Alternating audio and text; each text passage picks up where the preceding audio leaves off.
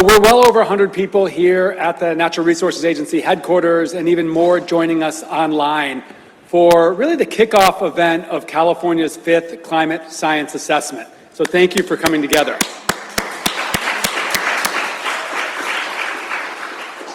We have a great afternoon in store, and I want to start, I should start by introducing myself. My name is Wade Crowfoot, and I lead our California Natural Resources Agency, and I'm just one of many team members in state government that is helping to guide this 5th climate assessment. I want to give our thanks to the Office of Land Use and Climate Innovation, or LCI. That is an entity within the governor's office that's really the driving force of the 5th climate assessment that we'll talk about here today. We're also joined by climate scientists and governmental leaders from all types of governments, including tribal governments. We have state government employees that are both leading programs and investment in climate change. We have community-based organizations. We have friends from our utility sector here today. And we have conservation and environmental organizations, non-governmental organizations. We are all here for a shared goal, and that is to make important decisions that will impact California, informed by the best possible science. In California, at this moment in time, we are proud to be standing up for science at all levels, including continuing to invest state government resources in capturing, in collecting, in using the best available science to guide our decision making. Huge thanks to all the scientific institutions that do that with us. Our University of California system, our California State University system, our remarkable collection of national laboratories or federally funded research centers, private universities, natural history museums across California. It is an incredible network of scientific experts that we have in the state. I would argue the densest and really most robust network of scientific expertise in the world. I want to give a special thanks to tribal knowledge holder and scientists and leaders who are joining us today for their partnership in the 5th climate assessment. We'll talk today about one improvement in this version or in this edition of the climate assessment. The 5th is really the centering or integration of tribal science and tribal knowledge as well. I also want to give a special thanks to the California Council on Science and Technology, which is the entity that brings together so many scientific partners, as well as our first ever science advisor for the Secretary, Andy Jones, who is here in the room today. Andy, thanks to the vision and support of the Moore Foundation, is actually seconded from our federally funded research facility in a UC campus to come to our agency here in Sacramento to help us understand how to strengthen our linkage with scientific institutions to improve decision making. So big thanks there. Look, simply put, this climate assessment, I believe, is the largest governmental investment in climate science in America today, particularly given the divestment of federal funding from climate science. And it's critically important. In California, we know we are on the front lines of climate change. As a Mediterranean climate, like other regions of the world that share that climate, we have faced intensified impacts driven by climate change. 2 millennial droughts in the last 15 years, so-called because scientists once thought they would happen once every 1,000 years. Almost 10% of our state landmass has burned from wildfire, much of it catastrophic. Our droughts have been punctuated by intense and intensifying storm surges across our state. We left the driest 3-year period in the state's history at the end of 2022, and 3 weeks later experienced what is probably the wettest 3 weeks in California's history. Heat waves and extreme heat are bearing down in California, and in 2020, the intensity of that heat wave across the American West disrupted our energy grid. And 2 years later, we had another close call due to unprecedented heat. And then sea level rise, which was once thought about a future planning exercise, has already and is impacting us today. Passenger rail service between Los Angeles and San Diego right now disrupted as a result of coastal erosion driven by sea level rise. So all of these climate impacts are having a real impact on our daily lives and our economy and our community in California, which is why it's important now more than ever to utilize the best available science, the best science and information and data out there, just to understand how is climate change impacting us. Importantly, how will it impact us in years and decades to come, and what can we do about it? We know that science and the scientific assessment protects our communities from impacts if we use this information, advances a pathway to effectively confront these impacts as well as the sources of climate change in general, and ultimately show the world how to do this or how we're doing it. California is a huge economy, as you know, the fourth largest economy if measured by gross domestic product in the world. Our level of visibility means that the actions that we take or don't take on climate change gain global notice. And this scientific assessment will put us in the position to continue to lead the world, not only protecting our folks and our people and places from climate change, but really moving to a future that is ultimately safe, where we're making progress restabilizing our environment. You may know that 4 agencies in the state, including ours and Land Use and Climate Innovation and the CEC and the Strategic Growth Council, we have a legal responsibility every 5 years to advance a climate assessment. So we are on our 5th climate assessment, and each of these climate assessments has had its own impact. In 2006, 20 years ago, the first climate assessment actually shaped the state's landmark law that set us on this journey to combat climate change, and that was Assembly Bill 32, or AB 32. So that first scientific assessment, the year before AB 32, was really seminal to passing AB 32. The second, let's get a little applause for that. Thank you, Laura. The second assessment in 2009 really dug into adaptation. Recall that in the early 2000s, if you were doing this work like I was, we were focused on mitigating carbon pollution, mitigating climate impacts, but adapting to climate impacts felt like a future planning exercise. And it was that second climate assessment that helped us understand that taking adaptation actions can protect communities and protect our economy, which now sort of seems like a no-duh moment, but at the time, because initial scientific projections suggested these impacts would happen much later, California really was catalyzed to begin planning out adaptation as a result of that second assessment. And that actually led to the state's first climate adaptation strategy that our agencies now update on a regular basis. And then the fourth climate assessment that happened in 2018, that's the one that happened just before the one that's now being rolled out this year, really focused on regional impacts, recognizing that we have so many different ecosystems and climate systems in California, and therefore different regional impacts of climate change. The fourth assessment also prioritized or focused on really where are the most vulnerable communities and how can we protect them. And then it began this journey to integrate tribal communities more. So now we're to the fifth climate assessment, and we know we have critical questions that we in state government and other governments need to better understand the answer to these questions to do the work that we do. For example, what are the implications of decreased snowpack on water supply? We're living that right now.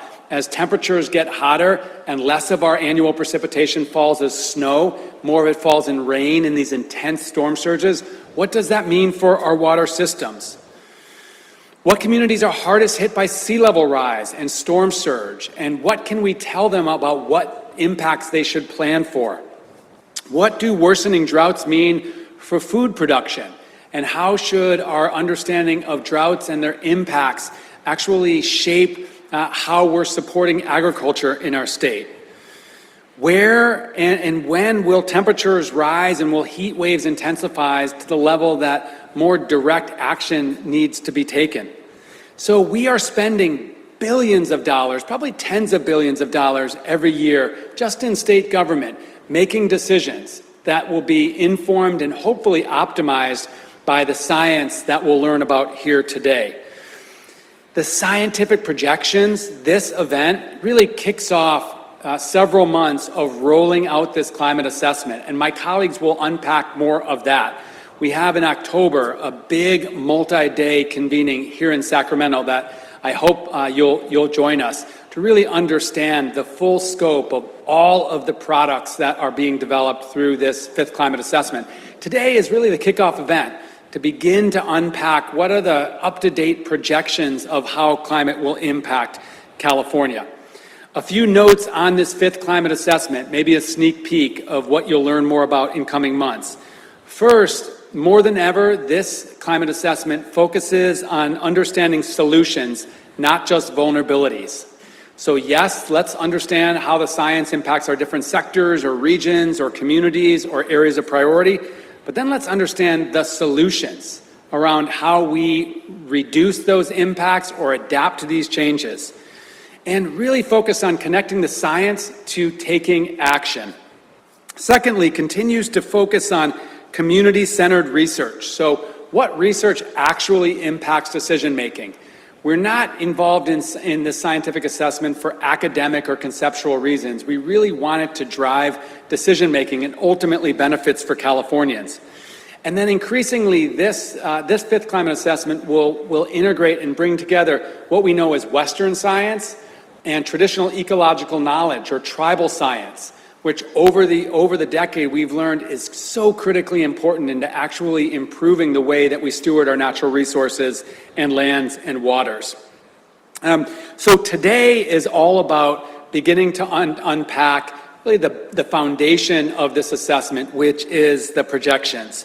Identifying expected risks across our landscapes and our communities and what we can expect in coming years and decades. And not only with that information and data to share, but to help inform tools that actually interpret this scientific complexity in ways that can be utilized. We have one tool called Cal Adapt, which helps people understand, based on where they live, what types of impacts that they'll experience.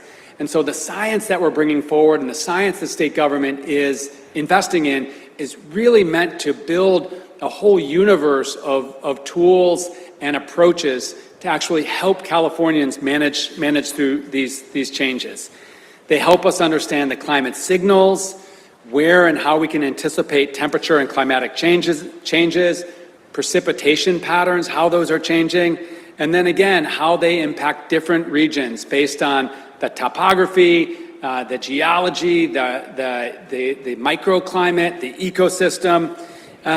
So really excited to get this underway. I'll lastly say, if you're a scientist or you're involved in a scientific institution, huge thanks for the work that you continue to do. This has been a tumultuous time given where our current federal administration is on science, and just know that the state leaders, 120 legislators and the governor just a few blocks away from us, are committed more than ever for continuing to invest in science and follow scientific expertise and really use it to navigate our future. So we hope today is the beginning of your engagement in the science assessment that rolls out in coming weeks and months, and really years, I would say. And to move us along, I want to turn it over to my colleague Jen Phillips, who serves as Assistant Secretary, who's responsible for much of today. Jen. Thanks very much.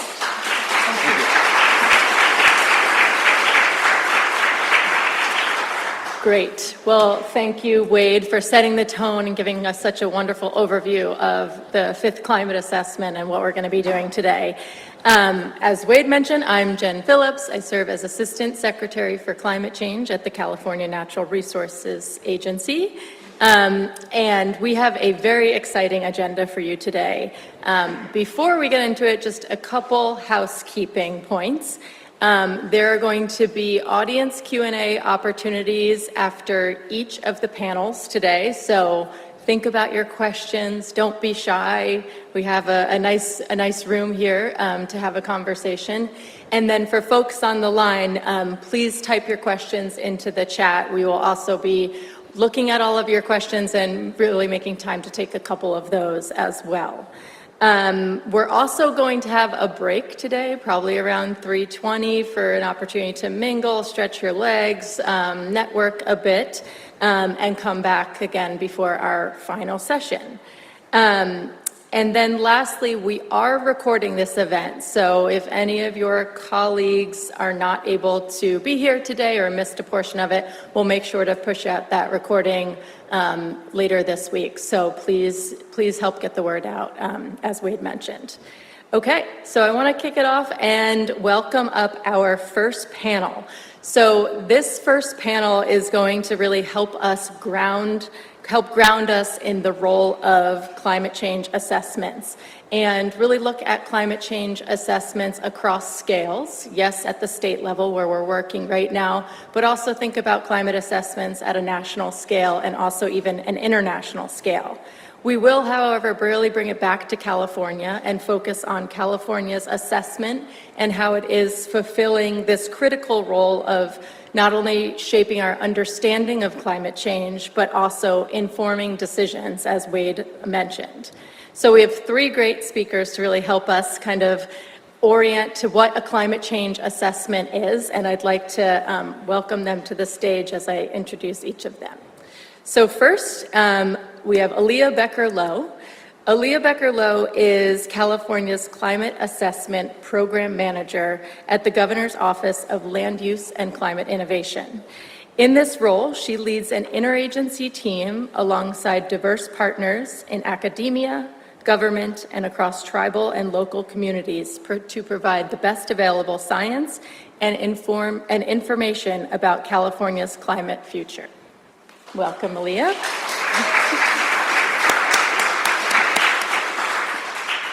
Next, we have Julian Reyes. Julian serves as the Chief of Staff at the Union of Concerned Scientists.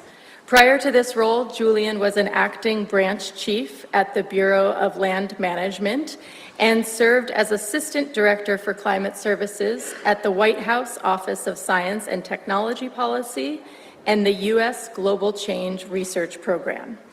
In these roles, he helped advance a whole-of-government effort to advance actionable climate science and services. Welcome, Julian. And then last but not least, we have Alex Hall. Alex Hall is the director of the UCLA Institute for the Environment and Sustainability and also a professor at the Department of Atmospheric and Oceanic Sciences. Alex's research focuses on climate change, regional climate modeling, and climate impacts, particularly in California and the American West. Alex has contributed to climate assessment efforts at the state, national, and international levels, and is an author of this forthcoming assessment. So welcome, Alex.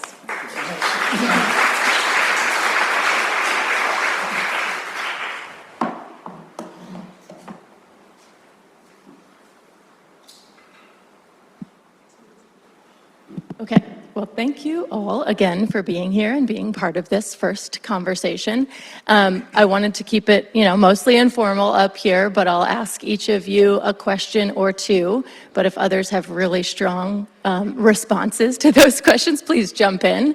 And then we'll make some time for a full group discussion. And as mentioned, time for Q&A from the audience, both in the room and online. So I'll just dive in because I know we don't have a ton of time here, but Aaliyah, let's start with you. The secretary did a lot of this framing already, but can you take it another step or a step further and really help the audience understand what we mean when we say assessment? Can you break it down for us and what makes this model in California so unique? Thanks, Jen.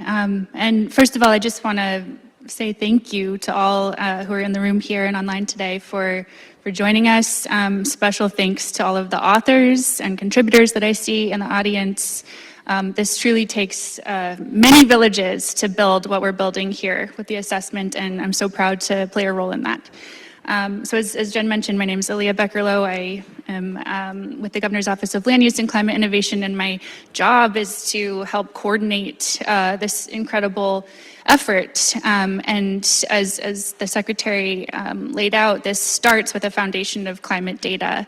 And the science that builds from that includes, in California, a multitude of different reports. And so we'll talk a little bit about what that looks like on this panel today. Before I get into that, I also want to acknowledge specifically our colleagues at the California Energy Commission, at Scripps, Institute of Oceanography, UCLA, Eagle Rock Analytics, Spatial Informatics Group, Lawrence Berkeley National Laboratory, and so many more that have contributed to the modeling work that we're here to discuss today.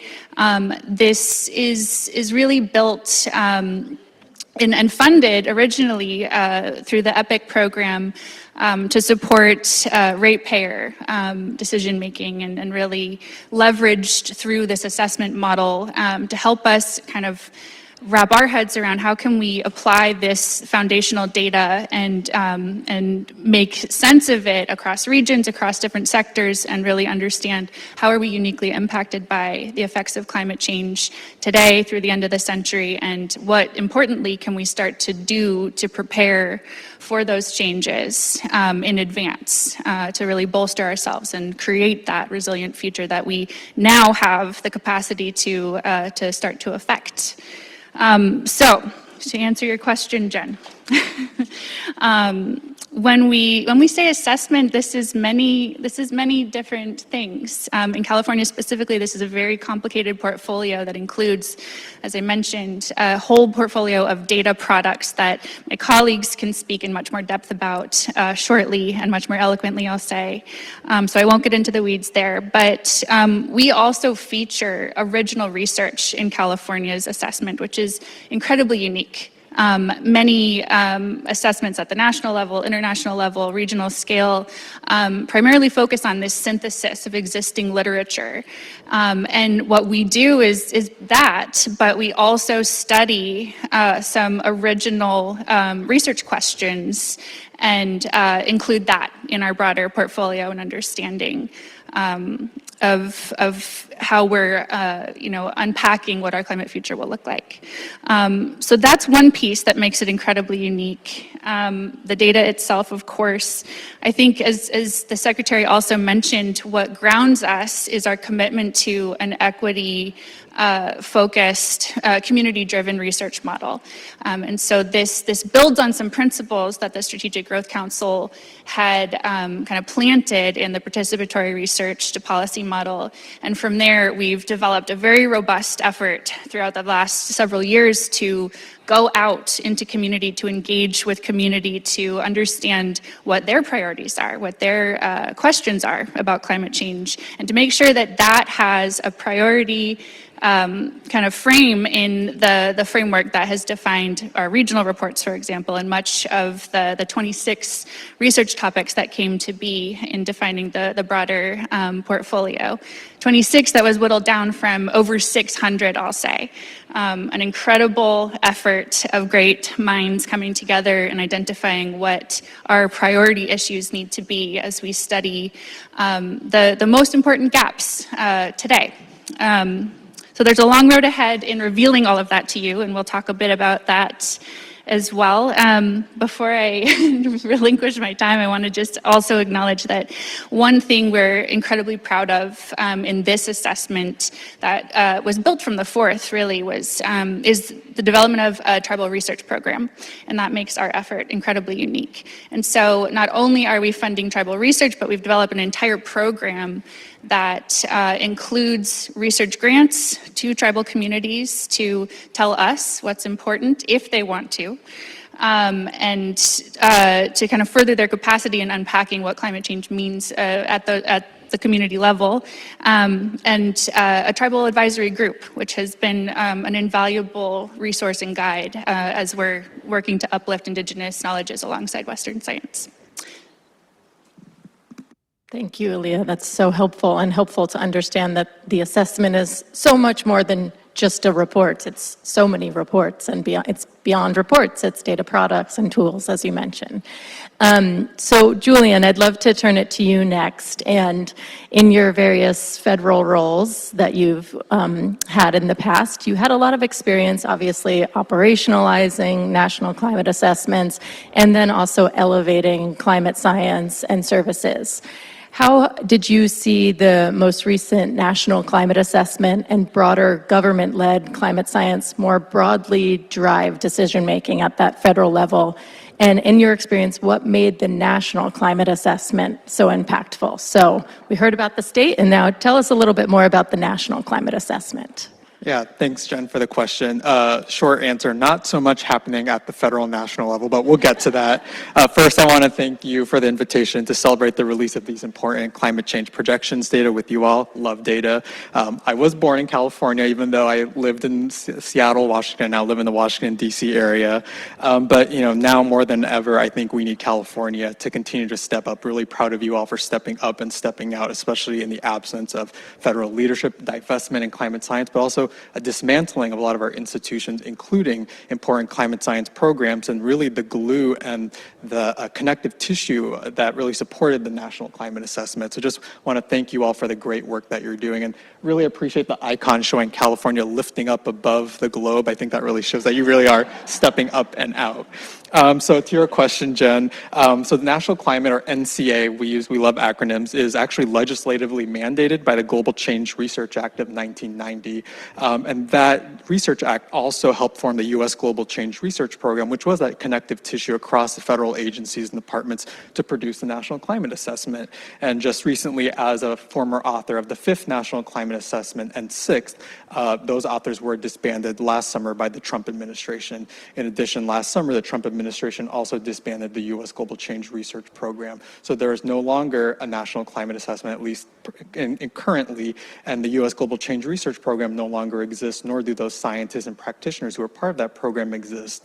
And so we're really seeing a vacuum of climate science and services and that leadership across the federal government. And so again, California is really leading the way in a beacon of light for other states to do important critical climate change assessments like this. So in terms of what made the National Climate Assessment really impactful and drive decision-making, when I was coming up with these points, I was a little sad because we're no longer doing that, but there's still a lot of that still exists in the federal government, which gave me a little glimmer of hope. And again, I hope California can learn from the federal government, not only its successes, but also there were a lot of challenges.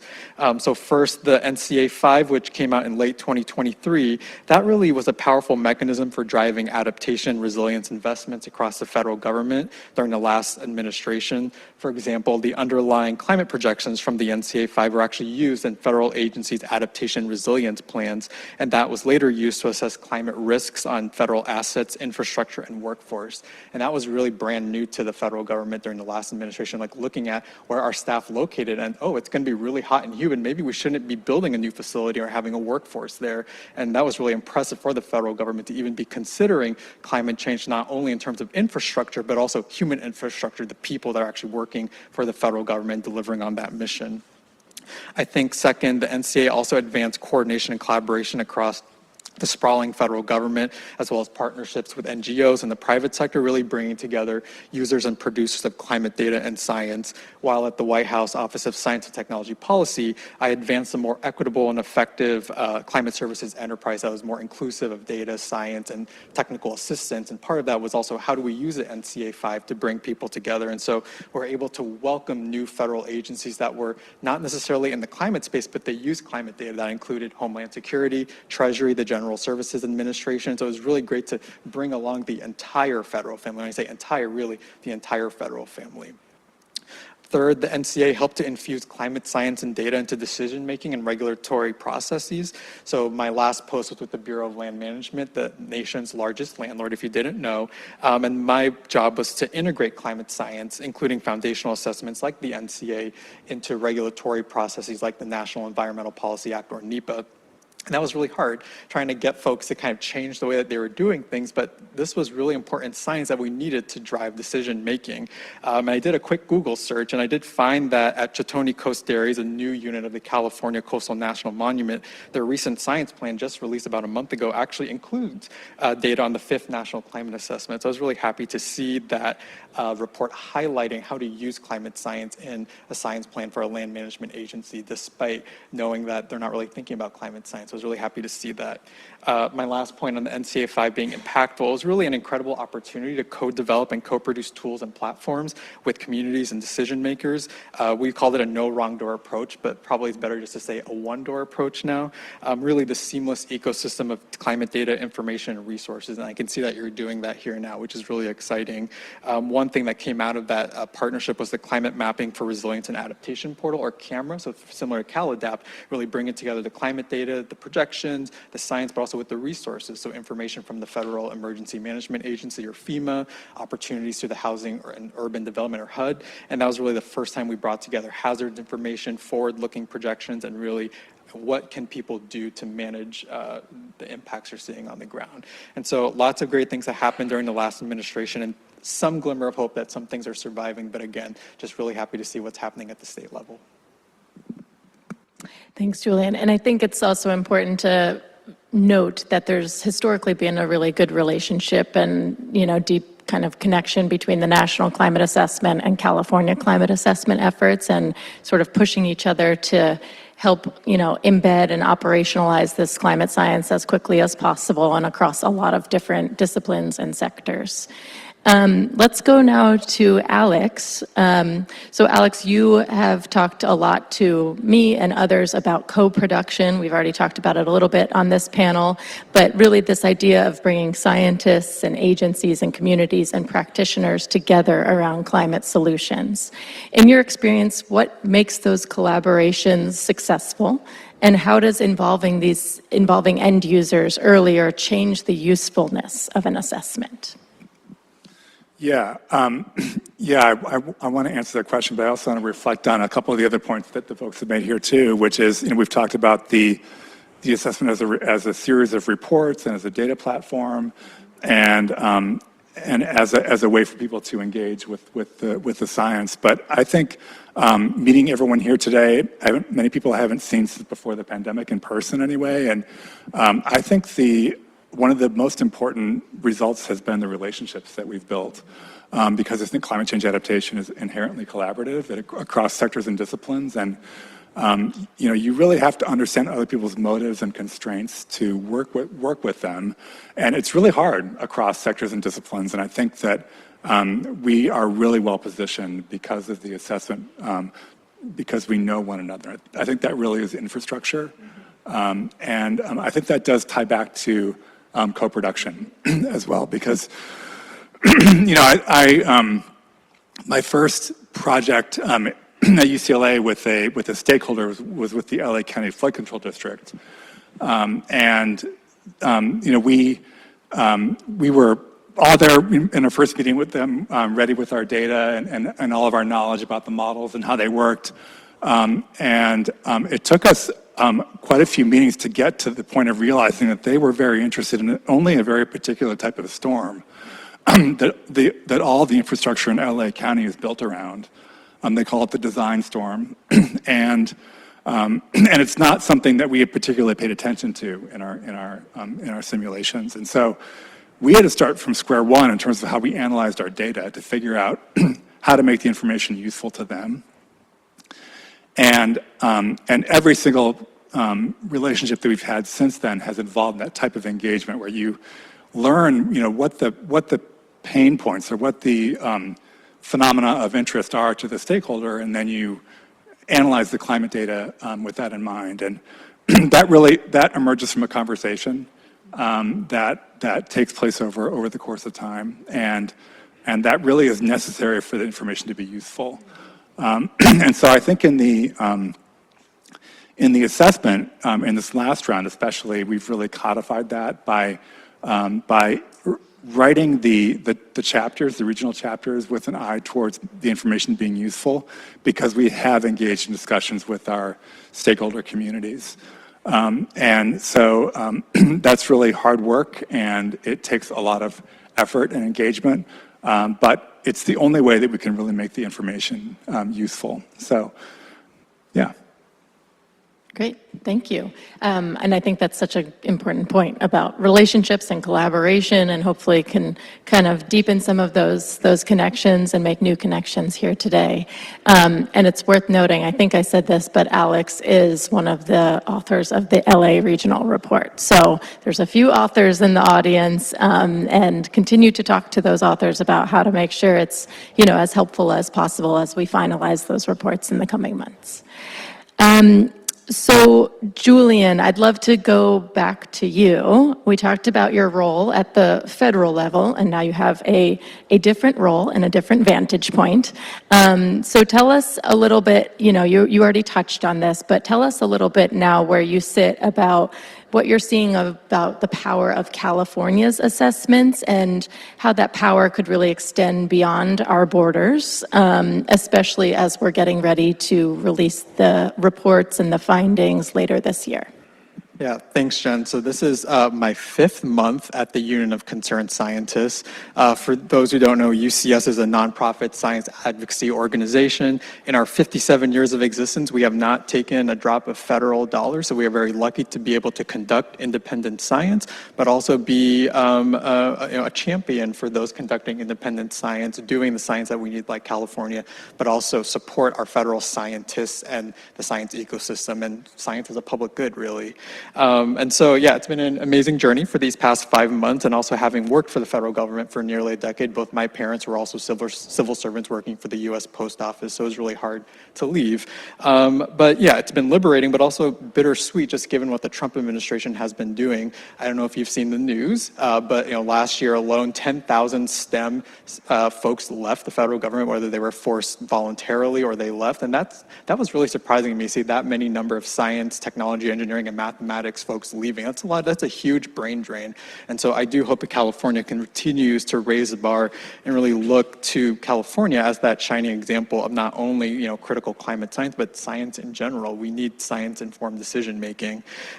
So given my vantage point outside of government, seeing a very fragmented landscape in terms of climate science and data, without the leadership of the federal government, that was one of the ways to kind of provide that glue connective tissue, not only across the federal government, but across disparate things happening across states or organizational-wise with NGOs and communities.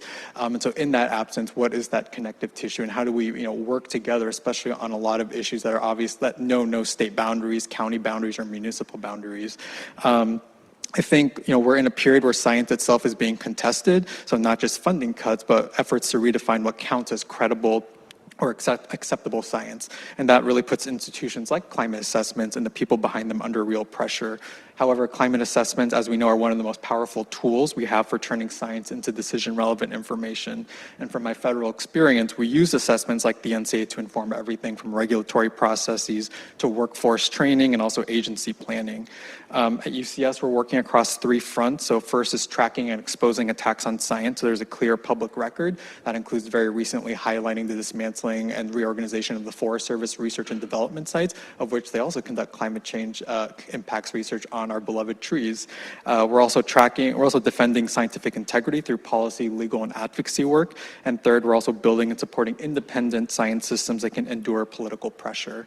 And in terms of connecting this directly to what's happening here, climate assessments are not just reports, right? They are the infrastructure for evidence-based decision-making, both kind of the human infrastructure, the people, but also the technical infrastructure, the data. California is a leading example here. The California Climate Change Assessment is that example of what this looks like in practice at relevant scales. It's robust, iterative, and directly connected to decision makers, which is exactly what we need right now. So kind of bottom line up front, when federal systems are weakened, we really need states to sustain that credible science. And states also can pilot new models for assessments, also innovate. That includes new data integration and climate services. And Jen, you mentioned that relationship between the National Climate Assessment and the California Assessment. So in the absence of a National Climate Assessment, I would hope in the next, 5-10 years that we can learn a lot from how California has been working for this assessment, but also in the next iteration of the 6th California Climate Change Assessment. So I'm hoping we can learn a lot. I think the last thing I'll note is that in this moment, we really need a distributed and resilient science ecosystem, not one that depends on a single federal node. I think we've come to see the federal government as a single point of failure, which is really unfortunate. But kind of from the ashes, we can grow a new system in which we are a little less reliant on the federal government, but really kind of in a more co-productive way, we are, both grass tops meet the grassroots, where we're producing information that is truly decision relevant and useful to communities and decision makers. And so again, just want to highlight this is an opportunity for all of us, not just to defend against science attacks, but to build stronger, more connected, and more decision relevant science systems. California and state efforts like this are just showing us what the future can look like. Thanks. Well said, and a great segue to my last question that I want to ask Alex and Aaliyah. So Julian talked a little bit about this space that California is filling now to pilot new approaches, and really, it'll be interesting to see how we've evolved 5 years out. So Alex and Aaliyah, but kind of, I know you'll bring different perspectives to this. Alex, how do you see, assessments evolving in the next decade or so to meet sort of the pace of change and the scale of change, knowing that we're seeing risks unfolding far faster than we have before? So how do you see our assessment process evolving or needing to evolve? And then, Aaliyah, I'd love, from your vantage point on managing this current assessment and being so deeply, immersed in the assessments over time. How have you seen them evolved, and also what are you excited about for the future and how it could evolve?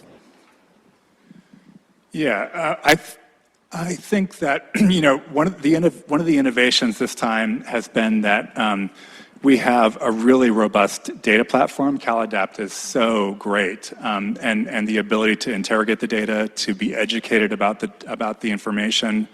That is just such a great data platform for us to have. And then we have this narrative assessment in the form of the chapters and some of the unifying chapters also that have been put together.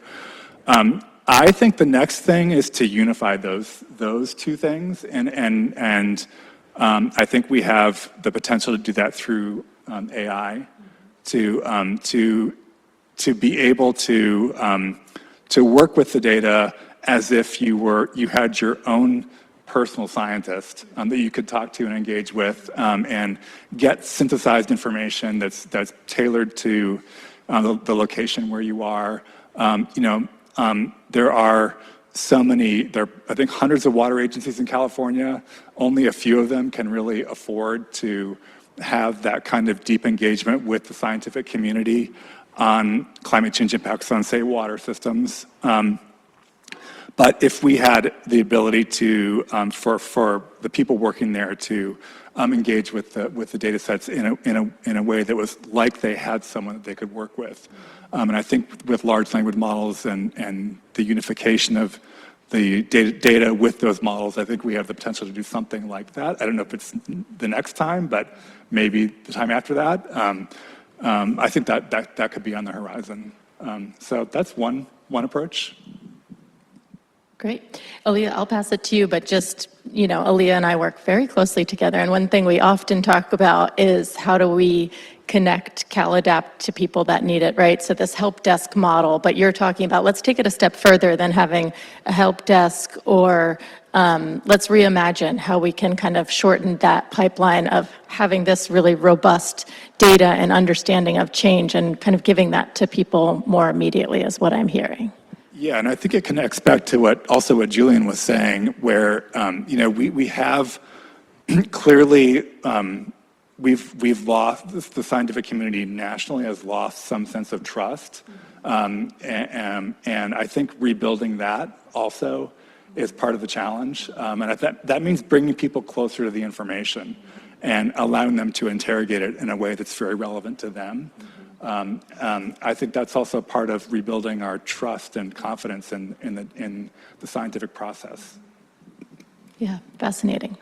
Aaliyah, what are your thoughts about evolution of the assessments over time and looking forward? I can't wait to hear what you say. Well, I knew you were going to talk about AI, Alex, so I have a note to pass the baton your way. But I think you're pointing out an incredibly kind of burgeoning issue that we are grappling with for the first time, as I understand it, in the history of California's climate change assessments. And I think that comes with an incredible opportunity and a challenge to leverage all of the tools that we have at our disposal to improve and quicken the pace that we can deliver information to as many people as possible. There's a lot that we still don't know about the best ways to do that. And I think that there's, it's going to be an area of focus as we move along. So I very much agree that this is, evolving as we speak. And I think that from what I've learned and gleaned from my study of previous assessments is that this is kind of the nature of this program. It is nimble. It is also really built to invest in what is working and invest more in what is working. So we're continuing to fine tune and improve our access to information, and we need to keep doing that. We're continuing to explore new questions, and that's never going to stop. I think that we have a lot of incredible resources that we're about to roll out starting today throughout the next few months, and yet as we study, we're learning that there are even more research gaps. There's more questions that come up as we go deeper. So it's kind of an incredible call to action to just keep this momentum going, and that's what I see this program evolving into. I think we have an incredible baseline. We've developed an amazing framework with just a vast network of experts and knowledge holders. And as we move forward, I think that we need to just keep building from that foundation, and that's really where I see this assessment evolving. Something that's a little more living, something that's a little more, kind of forward-looking and nimble enough to respond urgently when we have those urgent questions, but also that keeps this incredible base of foundation at the ready when people need access to it.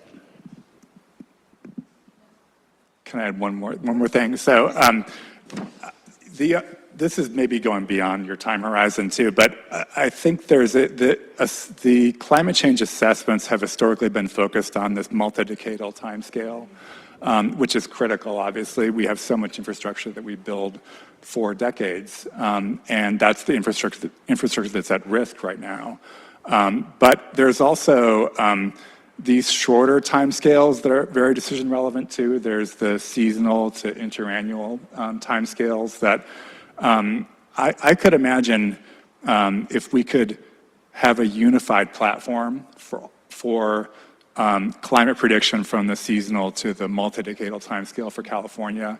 That would be super useful for our stakeholder community and our communities themselves, because I think there is no, and I think in their minds, and this comes from working with them, there is no bright line there. And I think a lot of the same modeling techniques and scientific insight is needed for both of those challenges. So I could see that being a very effective and efficient use of resources to try to unify those timescales together. I don't know if that's No. Within 5 years, but maybe 10 years. I love it. I think, it's worth noting from what you all shared that we're national climate assessment, the state assessment, there's this requirement of producing an assessment every 5 years, and then the intergovernmental panel, IPCC, is every 6 or something. So I think it's as we're thinking about how do we do that, produce this assessment every so many years, but also have something sort of continuous and living, as I've heard you say, Aaliyah, or people talk about sustained assessments, to be this, repository of real-time information that people can access for decision making. So I have a few questions that I'd love to pose to all of you, and would love to see some back and forth. But we talked a little bit about, maybe I'll go to the next one. So in California, and this is kind of tease off your last point, Alex, we are producing an enormous amount of climate science and technical information. What do you all see at this point as the challenge? Is the challenge producing more of that information, or is it about helping institutions absorb and prioritize and act on it? And what role do you see the state or government playing in managing and navigating this massive amount of information and technical information?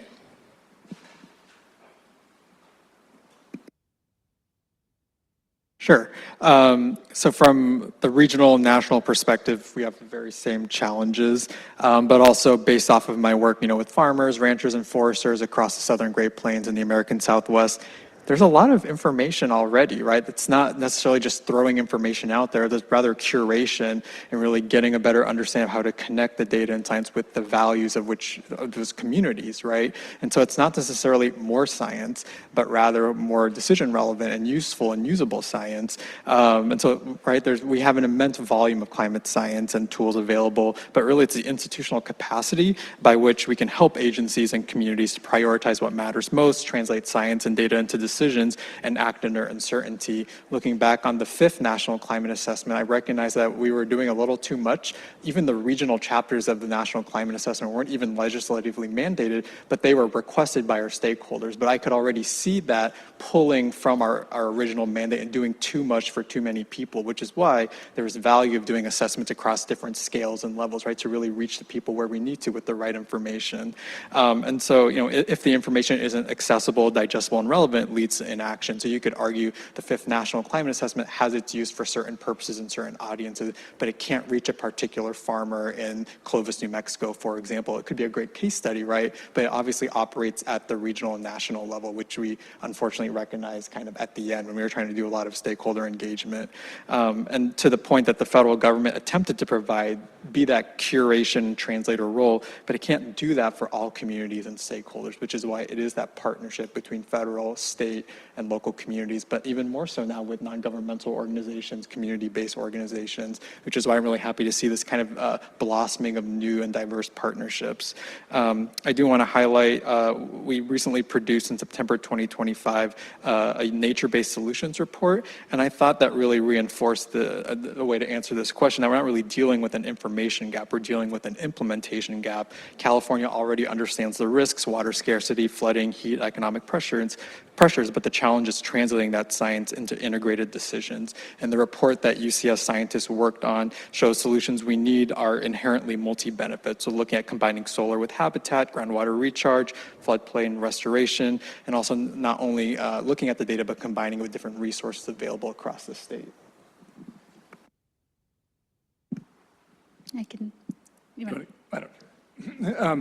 I'll jump in. Yeah, let me offer one counterpoint to what you said, Julian. I think there's room for new science, I think, in the integration of the climate data with the systems that are impacted. So for example, one of the tools that we have to reduce climate risk associated with wildfire in forests is, controlled burns or forest thinning. But the resources available to do that are finite, and if you look at how much of the land we would have to do at scale, it's really quite daunting. So an important question is, where's the biggest risk reduction benefit for the investments that we might make in those two strategies? And that's you can't really answer that unless you integrate the climate change information with wildfire behavior, ecological models, and also the economic models of how costly it is, and where the vulnerabilities are, where the vulnerable communities are, and where the biggest impact of those risk reduction benefits should be to protect communities. So that's all quantitative information that we don't really have right now. And that only comes from a serious effort to integrate systems. So there is a science there, and I think really the holy grail of climate change adaptation is this kind of cost benefit. The costs of the risk mitigation strategies compared to the economic benefits that they produce. We don't have that. And imagine if we could write assessments based on that information, how much more actionable that would be. So I think there's room here for some innovation still. I'm trying to figure out what example I want to share. One thing just came to mind. We asked our authors as a part of the assessment to squeeze an enormous amount of information and research that has been produced since the last climate change assessment into a pretty short report, considering how much has evolved since that time. And they've done an incredible job of synthesizing and calling attention to like the most pertinent information that we need to elevate to communities around the state. And so I've learned a lot from watching that process evolve, and I think it's an incredible challenge. It's our job, I think, in the state, collaborators that are helping to set the tone and build this framework to help sift through the process in the way that we can kind of filter and leverage this abundance of information. There are so many climate models out there. There are so many different reports. At the highest level, we have some common understanding about the biggest trends and challenges that we're going to be facing. But when you get into the weeds, there's different stories. There's no wrong way to do this work, but I think our challenge is to help point people towards the information that's right for them. And platforms like CalAdapt do a great job in helping kind of show people where to go when they have questions about a particular hazard or have more or less familiarity with certain data products.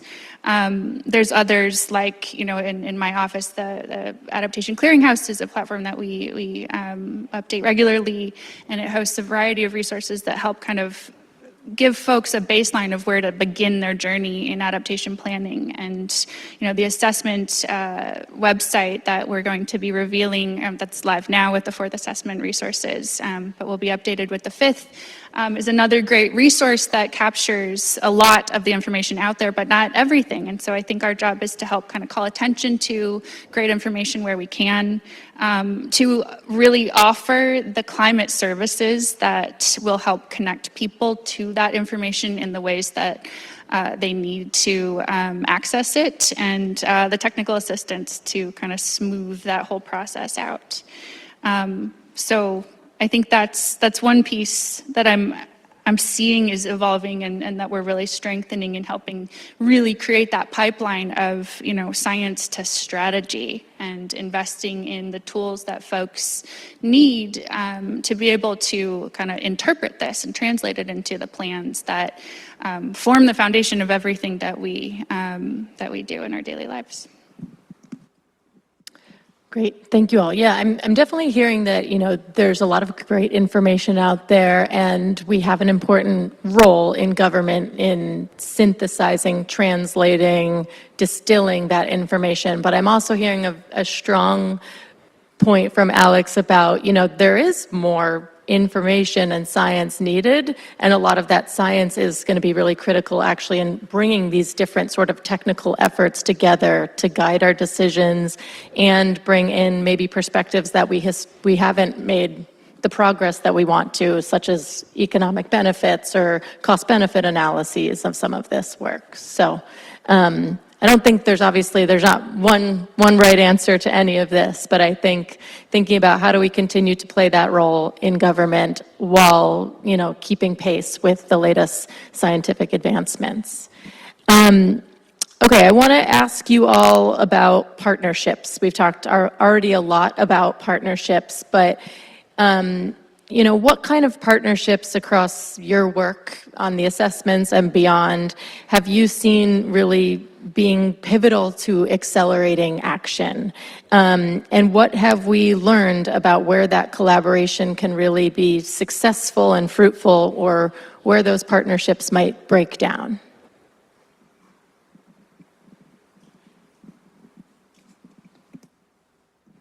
I could kick us off. So partnerships, in my opinion, is the most important component and glue of this assessment. As I said in the beginning, it takes many villages to get this done. And so to be in constant communication to the point that, we're all swimming in the same direction, it takes a lot of work. It is the most important part of the process. I think that's been most amazing to watch evolve as we get out into community and build connections with folks on the ground, like the people that are responsible for the local plans or, utility decisions, or are, managing a small farm, or you name it. Everybody's got some version of a climate experience that we're studying here, and to be able to build those connections and to uplift those specific stories into what we're studying and putting back out there makes this real, and it makes it relevant. So that's absolutely key. I think there's something to be said about the way that we've been learning and sharing information. So, while we've done a lot to connect the state to, the local level, here in California, I think there's also some information sharing across state borders. That's been really valuable.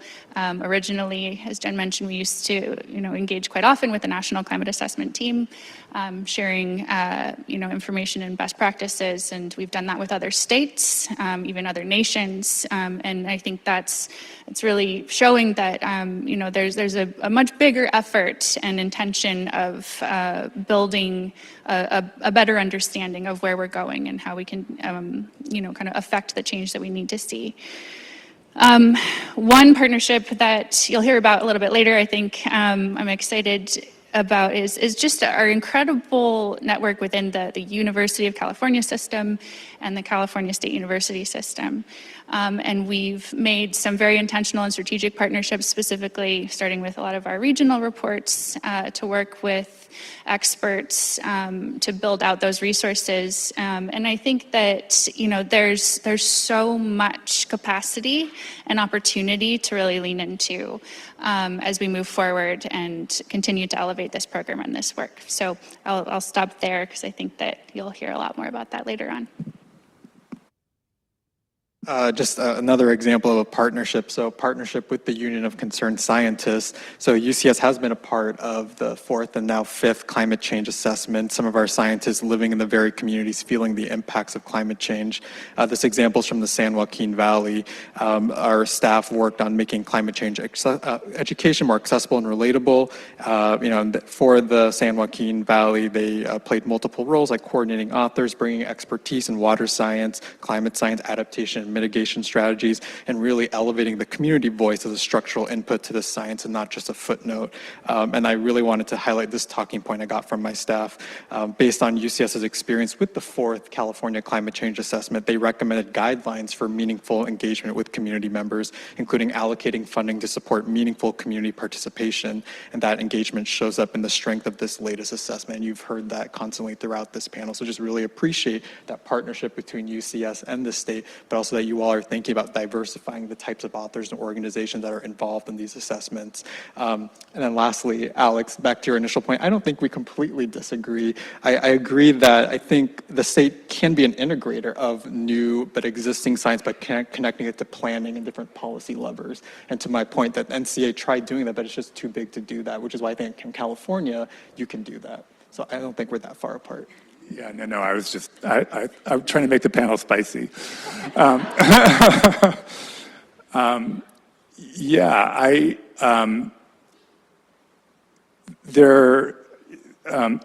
It's been very gratifying to engage as a scientist with the people who use the information, the people who might be impacted by climate change, the people who design the data platforms to make the information understandable, It's been really gratifying to see how you can make science come to life for people, and that really only comes from engagement. And it's also, I think, it's such a delicate balance because if we can't be a hive mind either, and because we'll go crazy. And so it's really about designing the right connective tissue. And I think we've actually done that pretty well with this past assessment, that we have the right kind of communication. There hasn't been, I think it hasn't been too much or too little. So I think that's also important. I think if we are too engaged with one another, I think because we are stepping outside the boundaries, a lot of us are from our conventionally defined jobs. And so it really does have to be effective communication. But I think we've approximately done that, so yeah. Great. I want to turn it over to Q&A from the audience. Before I do that, I want, 3 to 5 words from each of you on what's the next frontier. We've talked about this, but what's on the next frontier for the assessments? Just 3 to 5 words. What do they need to become? What are you hoping for? Great. Well, first is to release and reveal this current assessment. We're very excited for that phase, and invite you all to join us in the upcoming events throughout the coming months. So we'll share more about that later as well. But I think that, for me, the next frontier is just to continue this momentum, to build from the great work that we've started, and to reach further to access, the voices and participants that need a seat at the table. Dynamic, responsive, continuous, and keep it up. Awesome. Yeah, just talking here today has made me think that it might be worth to have a little bit of a workshop about this assessment process and to understand really the most strategic pathways to go forward next. Because I think we've set forth quite a few things. Obviously, we can't do everything, but it might be worth doing that. So I know that's kind of a boring answer, but I'm in. A workshop. Let's do it. There's a framework that exists for the 6th National Climate Assessment. I can send you the report. Oh yeah, please send us that. Okay, I'd love to, open it up to you all in the audience, in the room, and online. We have people that are running mics, so just raise your hand and they'll deliver you a mic.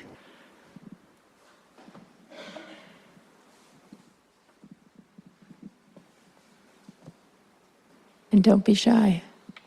And do we have, Natalie, right in the front. Thanks.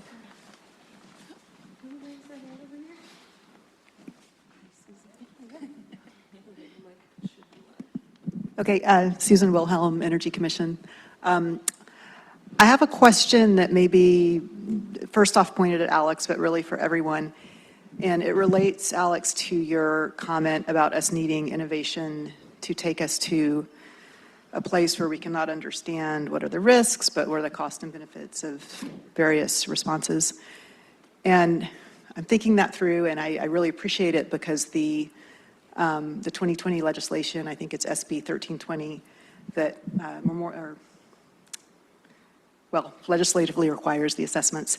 It does speak about, understanding costs and benefits and regional distributions. So I think my question is, how do we, or do you have any thoughts about the kind of science or communication research that would help us understand the distributions of risks, mitigation measures, et cetera? How do we translate it from kind of a scientific framework into one that helps motivate political action or community action? It's kind of a jumbled question, but I hope you see what I'm getting at. Yeah, I think on the research side, we have work to do in defining the academic communities or the research communities that need to be engaged. And I think that we should consider broadening the research community beyond the physical climate science, which has, I think, conventionally been the main participants in these types of assessments. And to take the wildfire example that I brought up before, I think there's a role for ecologists for fire behavior scientists, and for hydrologists, people who basically inhabit the land surface. I think bringing in the economists as well, and the infrastructure specialists, the engineers. I think you can imagine, depending on the problem, a thought collective that's interdisciplinary, that attempts to model the system, the ecological and physical system, and the infrastructure system, and the economic system, and makes an attempt to answer the questions around risk reduction benefits and the costs associated with them. I think that's where, from the research perspective, I think we need to enlarge the tent a little bit to get at those problems. Does that answer your question, or get it? It does, yeah. Thank you. I might just add to that, if that's all right, that I think another piece of that is a real emphasis on not letting this sit on a shelf. We need to make sure that once this research comes out, that we continue to help get it into the hands of different users. And I think there's a bit of work on the translation side to make sure that leaders across all scales can understand what they need to know in order to take action. So really focusing on that bridge building between the science to the policy action. And I think also the policy research community can also help with implementation or getting things into action, designing the right policies to get the desired benefit. I think that's a space where, I, for example, have very little competence. And so, yeah. I'm smelling a lot of workshops in our future. Goodness gracious, okay.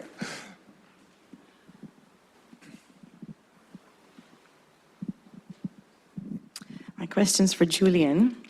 Are states a better unit of analysis for assessments more broadly? And should then, as we restructure the national climate assessment, whenever it comes back, which I hope it will soon enough, be more on these cross-cutting, integrating, complex systemic issues chapters, and there's more funding spread out to regions where the assessments take place, and then California's assessment really is a good example. I just thought, from your experiences from last assessment?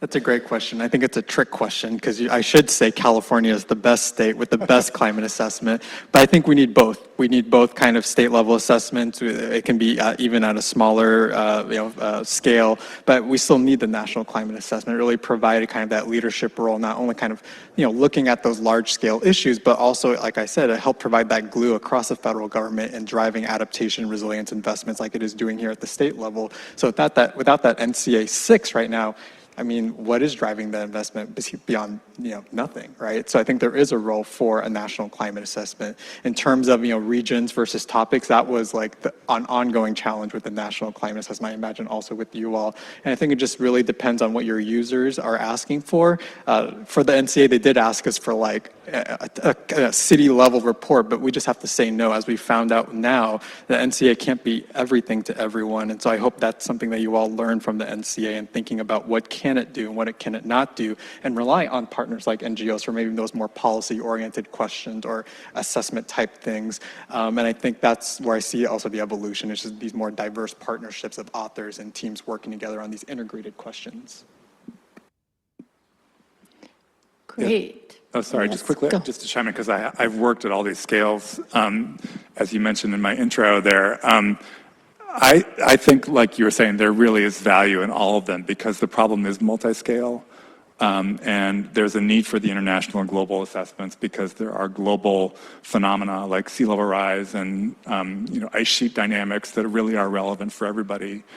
I did note though, with like working with the LA chapter, that a lot of the decision making and of course the community engagement is local.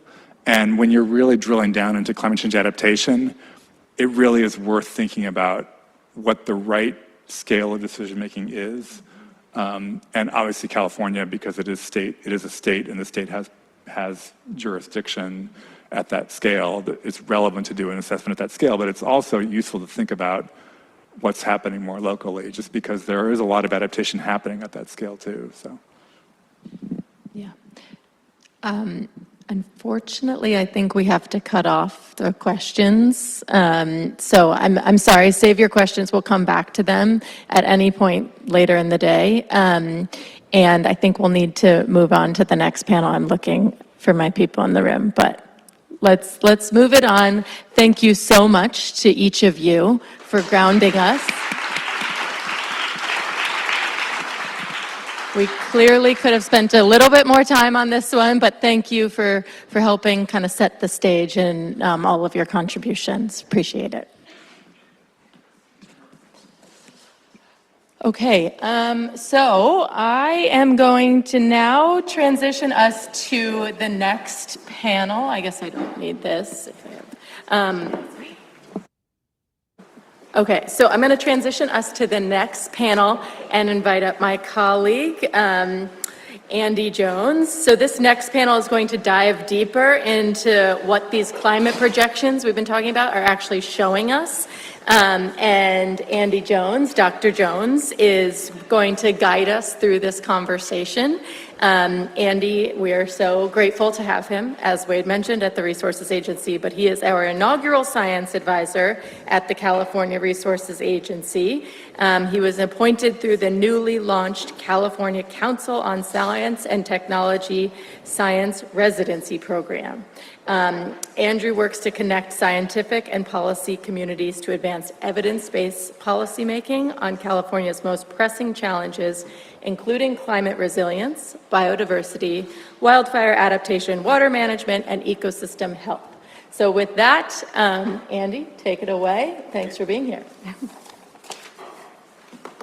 Okay, and while I'm introing this, if the panelists want to actually come up and sit down, I'm going to introduce you as we go. But as Jen mentioned, I'm serving for a year as science advisor to the secretary, this in a new role. And as Secretary Crowfoot likes to say, I've been seconded here at the agency on leave from academia to help the agency understand how can it build on the successes that it has already in building scientific partnerships and understanding, deepen those relationships with the research community so that we can really lean in even harder to developing science that's actionable and also developing policy that's informed by science.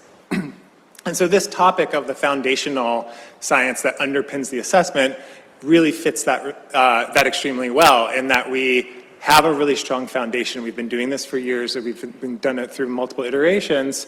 And as some of the questions from the audience indicated, there's more to do, right? So as we lean in harder to climate services, as we try to inform trade-offs, costs and benefits between different adaptation options, how do we continue to expand the work that we're doing and the quality of the science that we're producing?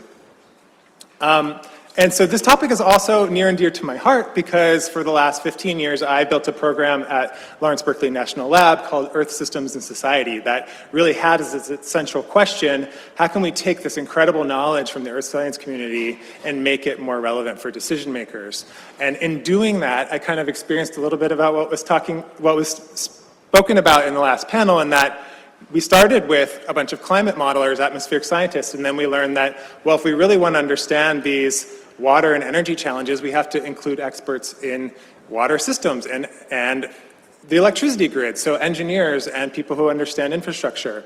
And then if we're talking with practitioners and really understanding the problems that they face, then it's helpful to have social scientists. And my colleague Kripa Jagannathan is here, who's been my social science co-conspirator for many years. And then that also brought us to this concept of decision science. How do you understand different options when there's uncertainty and risk and weigh trade-offs between different strategies? And so I sometimes say that I'm a climate scientist who plays well with others, because this problem continues to include more and more, require more and more perspectives. And so I'm pleased to have on the panel here today three people who I have had the chance of collaborating with, the delight of collaborating with, on some of this work.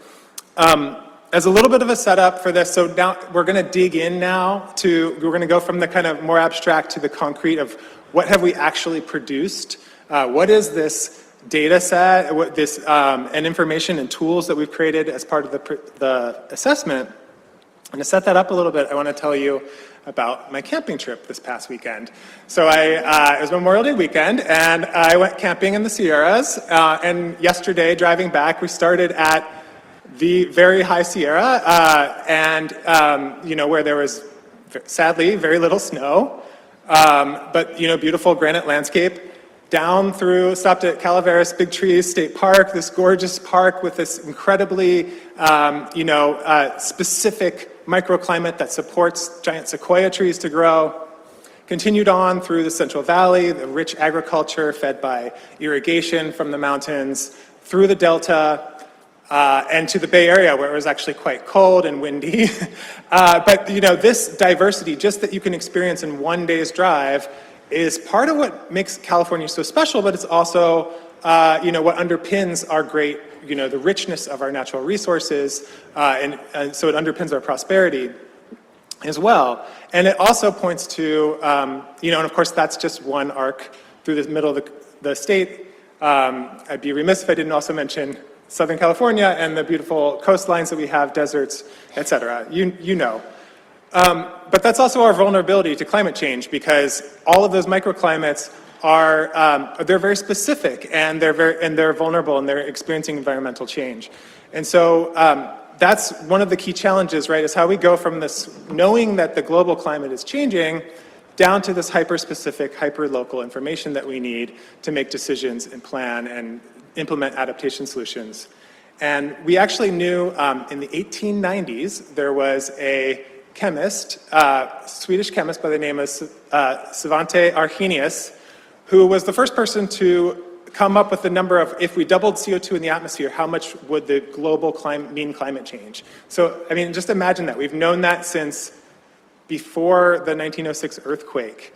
Not long after the gold rush, we had an idea that adding CO2 to the atmosphere would warm the global mean climate. What we've learned since then, and our estimate of what that global mean response is, hasn't really changed that much. What's changed is our ability to understand what that means at a local scale. So we started building global climate models in the 1970s with the advent of big computers, and we have these incredible engineering feats of these global climate models that can model the atmosphere and the ocean and the cryosphere, but that's still not enough to understand these hyper-local, impacts. What is heat? What's happening to extreme heat in Los Angeles? What's happening to sea level rise in the Bay Area? How is agriculture affected? And so that's where this team comes in, who have helped us over time and through the multiple assessments get better and better at taking that global information and bringing it down to the local scale, and doing that with practical needs in mind, improving the tools to make it usable. So I'm going to start by introducing Julie Kalansky, who is at Scripps Institute of Oceanography and also at the Center for Western Weather and Water, who was part of the team that actually implemented the latest round of technical innovations and produced this data set. And so Julie, could you just tell us a little bit more about yourself and about the process that you went through and what's special about the latest round of projections?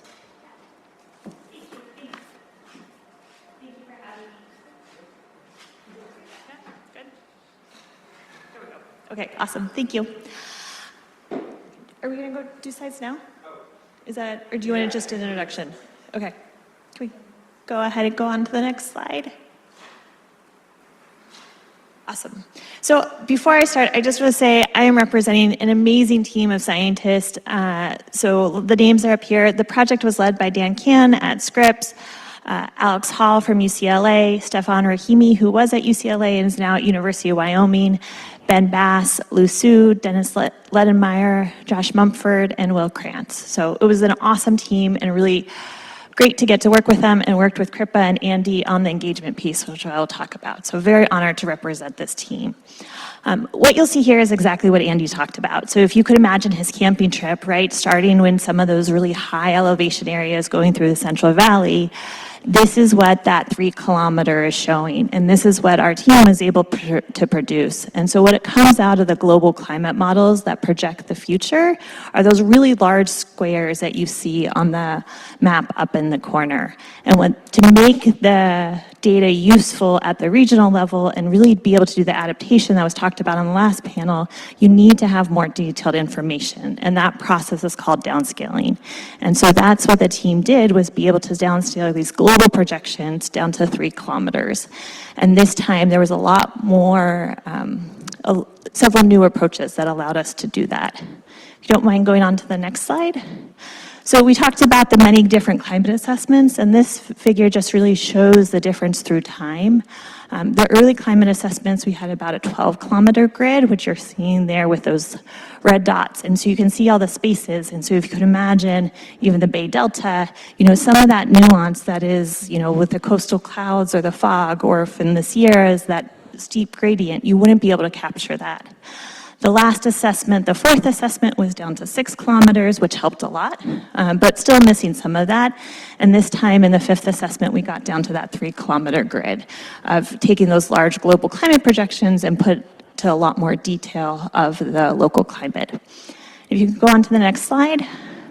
Beyond just the resolution, there was a lot more, several more advances this time around. And so this was talked about early on, is the end user engagement.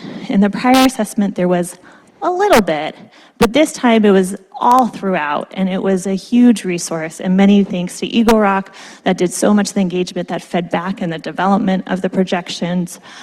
We also had new variables. So there's 2 different types, or 2 different approaches to take that model information from the global climate models that were the really big squares in that first slide I showed, down to these really small green dots that you're seeing here. One is called dynamical downscaling, and that's like using weather models. You take those large global climate models and you use those to run basically like a weather model, and it can use that information to create the weather over many, many, many years, which then creates climate after it averages out to on the climate timescales. And so that's called dynamical downscaling. And with that, you can get hourly data. It's consistent throughout the full modeling because all the variables are downscaled or go to that smaller grid together. And then the other approach was called a hybrid statistical approach. And so it used that downscale data from the dynamically downscaled data from the weather models that downscale it, and then used a statistical approach to look at weather patterns in the future. And each of these have unique pros and cons.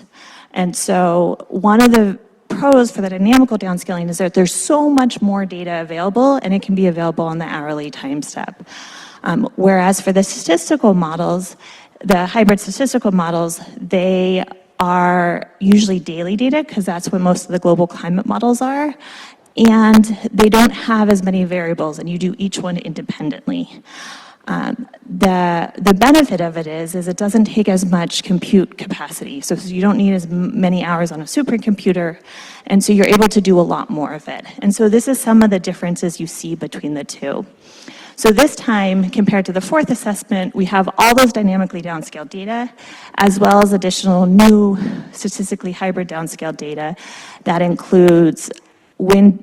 Last time we had wind speed, this time we have wind speed and direction. And direction can be a big impact. In addition, we have specific humidity. So that was something new as well. I mentioned the resolution, the daily and hourly that we have this time thanks to dynamical downscaling, which is something that we had in the previous assessments. And then another thing that we'll dig in a little bit more is we have multiple ensemble members. And so this is new with not only the 5th assessment here, but the whole group of climate models that came out from the global community, being the six groups of projections. And with this, some of the models have many runs, and so we have a sense of, how much of this is just kind of the natural variability within the models, and we also have more instances to look at big extremes in the future. Another big thing that was already talked about and we'll hear more about is where the data is available and how people are able to interact with that. Previously we have CalAdapt, and this time we have the CalAdapt, the analytics engine. So if you go one more. So this really gets to the heart of what I was talking about before with the dynamical downscaling and the hybrid statistical downscaling. So these are the 2 different approaches that took those big squares and downscaled it to a level that is locally relevant. And so with this, you can see that for the dynamically downscaled, because it takes so much supercomputer capacity and so much compute time, was only able to really look at one scenario of future conditions. So it's called SSP 370. But we're able to get many hourly variables, which was amazing and a huge step. But it was only able to do it for about 8 models. The hybrid statistical downscaling was able to do it for many scenarios, and also able to do it for more models. And so we have a lot more experiments or a lot more future projections with the statistical hybrid. And so have more years of model data. And then one thing that is unique this year, and I think is super exciting with the hybrid statistical, it actually used the dynamically downscaled data to look at future weather patterns. And so in prior assessments, it was called the stationarity assumption. This is assumption that how weather patterns and climate patterns that existed in the past are going to exist in the future. This time we took out that assumption by using the dynamically downscaled data. So this was a huge jump forward in thinking about how we approach downscaling at the statistical level. And then I'll talk about the last 2 sets of data if we go just to the next slide. So in addition to the atmospheric variables that I mentioned, there was also hydrologic projections. This time there was actually 2 different hydrologic models that were used. It was calibrated throughout the entire state instead of just in the Bay Delta. And there were a lot more models that were run through these hydrologic projections. And then similar to last time, also we have hourly sea level projections at certain locations along the coast where there's tide gauges. And new this time, we also had some stations inside the delta. And so you can really see, if you think about how impactful tides can be, and if you imagine that on top of sea level, you can imagine that, that wave run, not the wave run up, sorry, the high water levels and how that brings in the water into those coastal areas. So all this combined creates a massive amount of data for us to be able to dissect in different ways to look at really those impacts and what sort of adaptations are needed to mitigate and build a more resilient California. Amazing. Thank you so much, Julie. And oh yes, please applaud. There's so much data, and I'm looking forward in the Q&A to digging in on sort of how and why all of this extra data is useful. And to help us understand that, our next panelist is Paul Ulrich. And Paul is a professor of regional and global climate modeling at UC Davis and is also a scientist at Lawrence Livermore National Lab, where he leads many of the climate resilience efforts there. And Paul has been working with the data. He's had his fingers in the data, analyzing and plotting and exploring what does it actually mean for the future realities that we may face here in California. So Paul is going to tell us a bit about the nature of this data set, how it can be leveraged, and what it's telling us about the hazards that we face. Thank you very much. Thanks, Andy. All right, perfect. Yeah, I've been involved in climate modeling research for a while. Actually, my PhD thesis was on writing a global climate model from scratch. So I was really at the very, very baseline in terms of understanding these things. In terms of my role here for the CCCA5, it has been a lot of visualization, a lot of data analysis, and as a consequence, I'm probably the one most likely to have my job replaced by AI for the next climate assessment. And that's okay. I think it's going to be amazing for the next climate assessment when we have the opportunity to actually query the data directly through our large language models and say, hey, give me a plot of what climate change is expected in the city of Los Angeles over the next 100 years. But that's looking forward. So I was asked to throw together some nice visualizations in order to really highlight some of kind of the winning points that we have in this new data set. And so if you go to the next one, you can see in addition to these future climate projections as well, we also have resimulated the basically historical climate conditions, historical weather conditions in the state of California from 1981 through about 2025. Maybe if we can run that video one more time. There you go.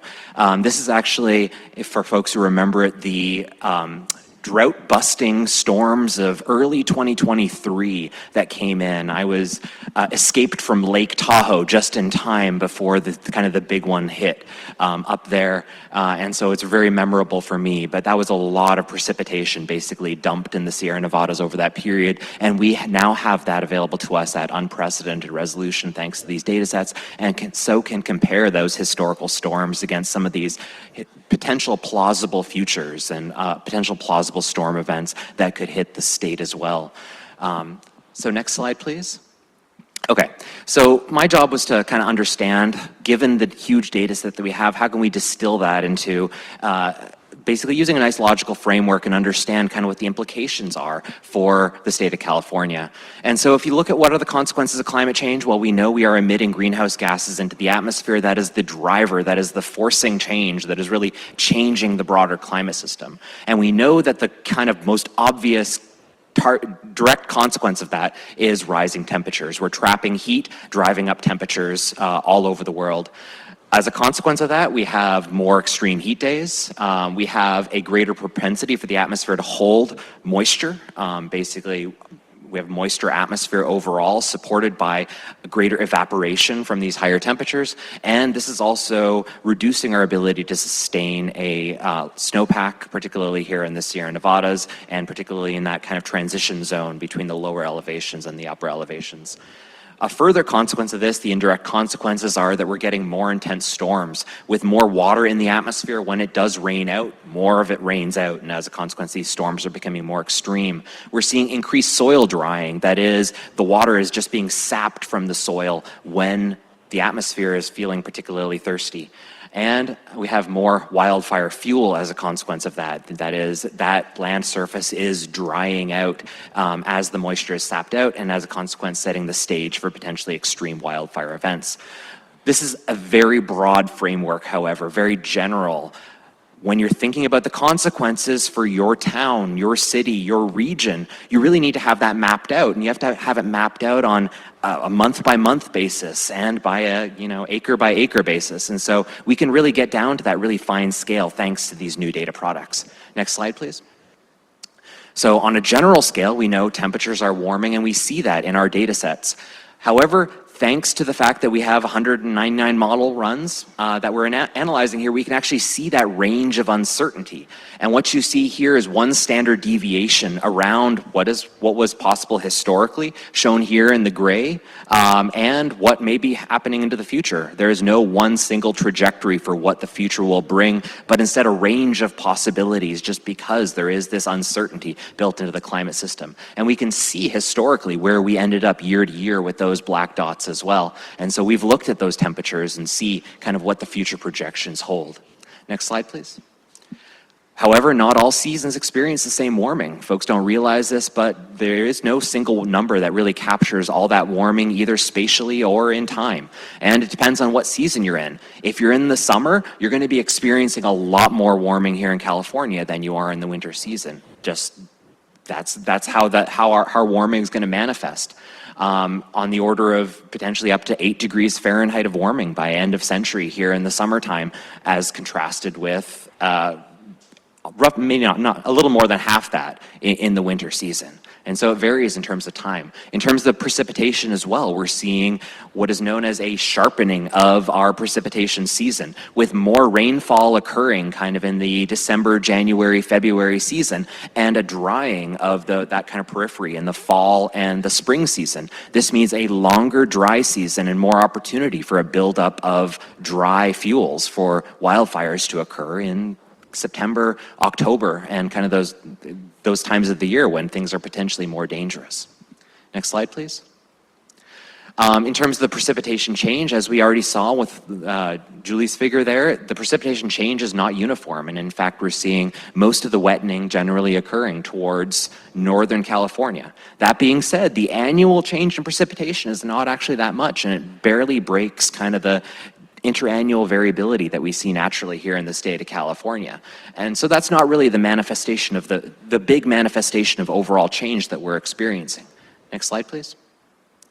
As mentioned, basically, there's very little change in terms of that overall spread. What we're seeing is that uncertainty range is huge. This is just a consequence of California being as extreme and variable as it is, we very easily swap between 2023, this extreme snow season, one of the record breakers, and this past year where we have practically no snow. This precipitation interannual variability is just the most extreme across the whole contiguous United States here in California. And as a consequence, we see very little emergence of this annual precipitation trend. But where we do see it is in extreme precipitation. Next slide, please. And so if you look at, for instance, the wettest days of the year, in some regions by the end of the century, we're seeing an increase on 10 to 20% more rainfall occurring in that wettest day of the year. And those are the days that we're most worried about from a flood impacts perspective, because if you get all that rain all at once, it's very difficult to do something about it. When it comes to reservoir operations, that means we have to hold less water in our reservoirs, because in case one of those big storms blows through, we need to make sure we have the capacity in order to hold that water. And so this extreme rain poses a potential hazard for us, particularly in the future. Next slide, please. As mentioned, we are seeing trends in declining snowpack. The interannual variability, that is the year-to-year change in snowpack, is huge here in California, but the trend is unmistakable. We can see this decline in how much snow we have in the state and can quantify the total millions of acre feet that we actually have available. Currently, we're on the order of 6 to 22 million acre feet of total water available via snowpack in California, which is expected to decline to 2 to 8 million acre feet in kind of a typical spread by the end of the century. So we need to find places in order to store that water so that we can have it for the summer season, or find new means by which we can retain water in this dry period. Next slide, please. And we can see drying soils. As mentioned, if you have a warmer atmosphere, it will soak up more water from the ocean, but in dry conditions in the summer season, it will also soak up that water from the soils and dry out those soils. And so the regions where we're seeing at greatest risk for soil drying are in the Sierra Nevadas, Northern California, and in the coastal ranges. And these are some areas that are going to be at extreme risk to a loss of their ecosystems because of the drying of the soils. We're going to see transitions of the temperate forests that we have up there in Sierra Nevadas to more brushland and shrubland that is more consistent with what we see currently in Southern California. Next slide, please. So I just wanted to finish it off in terms of trying to understand these cascading consequences for the state, and how this new data set really lets us delve deeply into where we see the greatest risks, and trying to understand with many, many new variables where basically those consequences are emerging, when they're emerging, what times of the year, and how we can best adapt under these changes.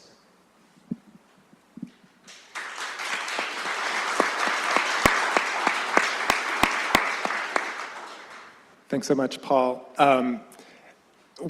Gosh, one of the things that I take away from this is, this particular year, we have a really unusual water year, right? And that we've had basically average precipitation, yet very little snow. And so the reservoirs are full, but we don't have any snowpack to last us through the summer. So I think that this kind of speaks to what you're saying, and we can expect more of these kinds of conditions in which precipitation, is still highly variable from year to year, but we're moving into a low to no snow reality.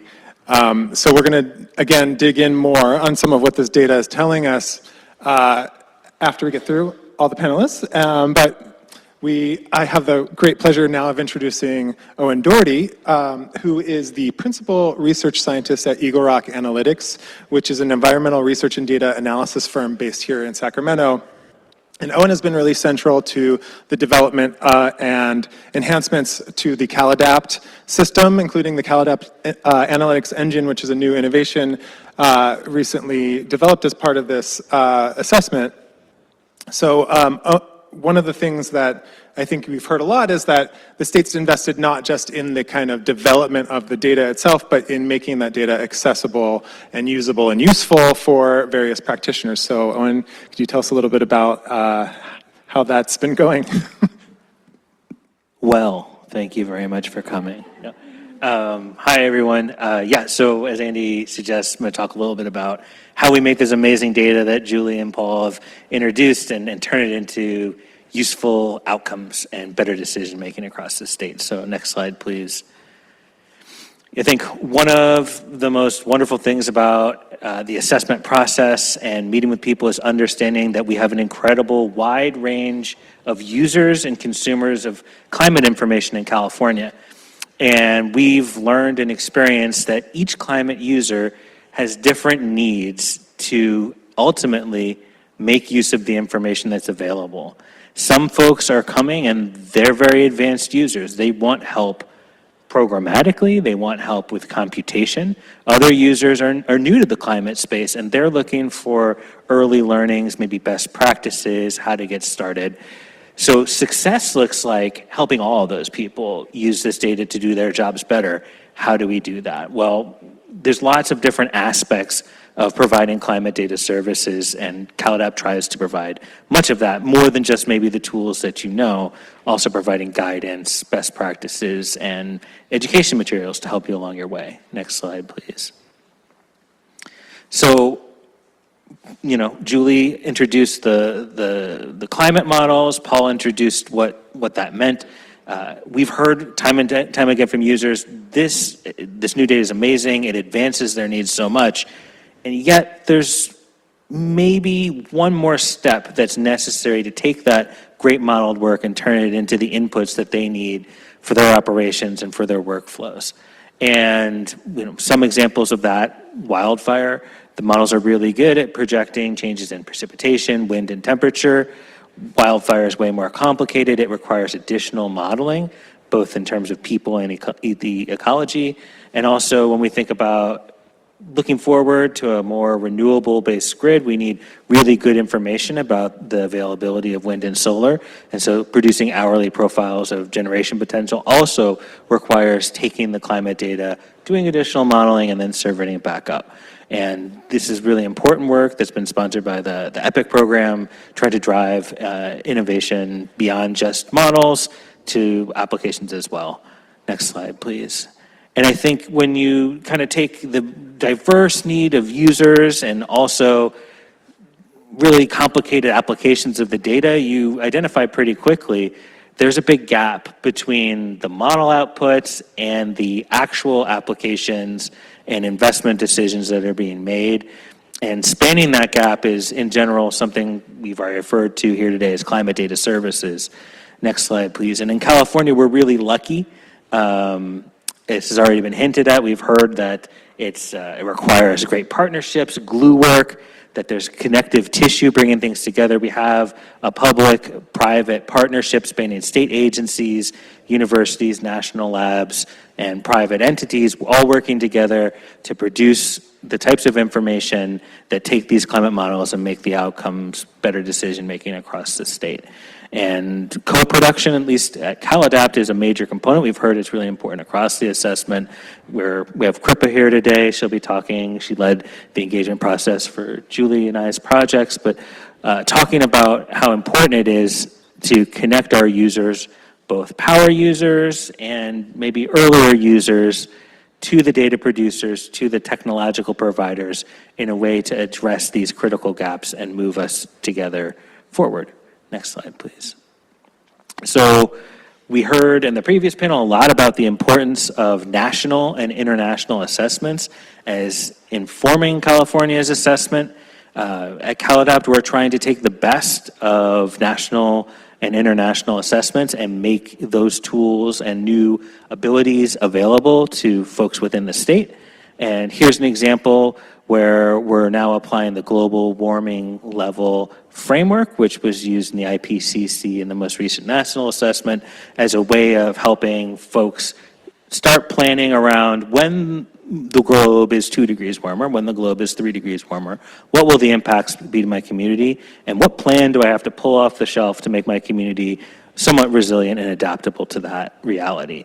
And this is an example of the types of innovation we need to see beyond excellent climate model outputs, making this stuff more usable, taking advantage of the best science. We need to continue to innovate and do work like this. Next slide, please. We also heard about the importance of involving communities and taking sort of an equity-based approach to this assessment. We all know that some communities have more resources than others. If we want to collectively move forward, taking advantage of the work that maybe some of the more well-resourced communities is doing and bringing it to other communities is a really good way to move forward all together. So at CalAdapt, we're big fans of the Los Angeles County Heat Action Plan. They've done some beautiful infographics. They've taken climate data and used it in really thoughtful ways. And we wanted to say for today's meeting, could we make that sort of progress reproducible for other counties and communities as a way of lowering barriers to getting into this data? And so last week, next slide please, the team started kind of coming together seeing, could we replicate what was done on this big project for all the counties in California? And the answer is yes. Next slide please. So you do see here, we've reproduced it for Sacramento. And if we advance to the next slide, you'll be able to eventually look at a QR code, scan it, and open a web browser which has the ability to generate these tools for your location. Hopefully by advancing the next slide, we will see that. Thank you. My colleagues are also here if you're in the room. They have paper handouts they can give you with the QR code on it. But if we advance to the next slide, this is sort of what it looks like when we apply it. It goes just to your web browser. You don't need an expensive computer. If you click run a few times on a few cells, oh, yeah, we're moving fast now. You'll get to this beautiful widget where you can select the county, select the temperature that you're interested in, run it very quickly on the web, and you get a beautiful infographic. So building our state's capacity to respond and adapt to climate change is going to require sharing. Reproducibility through data platforms like CalAdapt is a big way that we can democratize the access to this new information. So my final slide is next, and I'll just close by saying thank you to the Energy Commission, the EPIC program, for funding our work. We're happy to have innovated in the energy sector and look forward to lots more work there. But we're also looking forward and hoping to support folks outside of electricity through the fifth assessment as well. Thanks.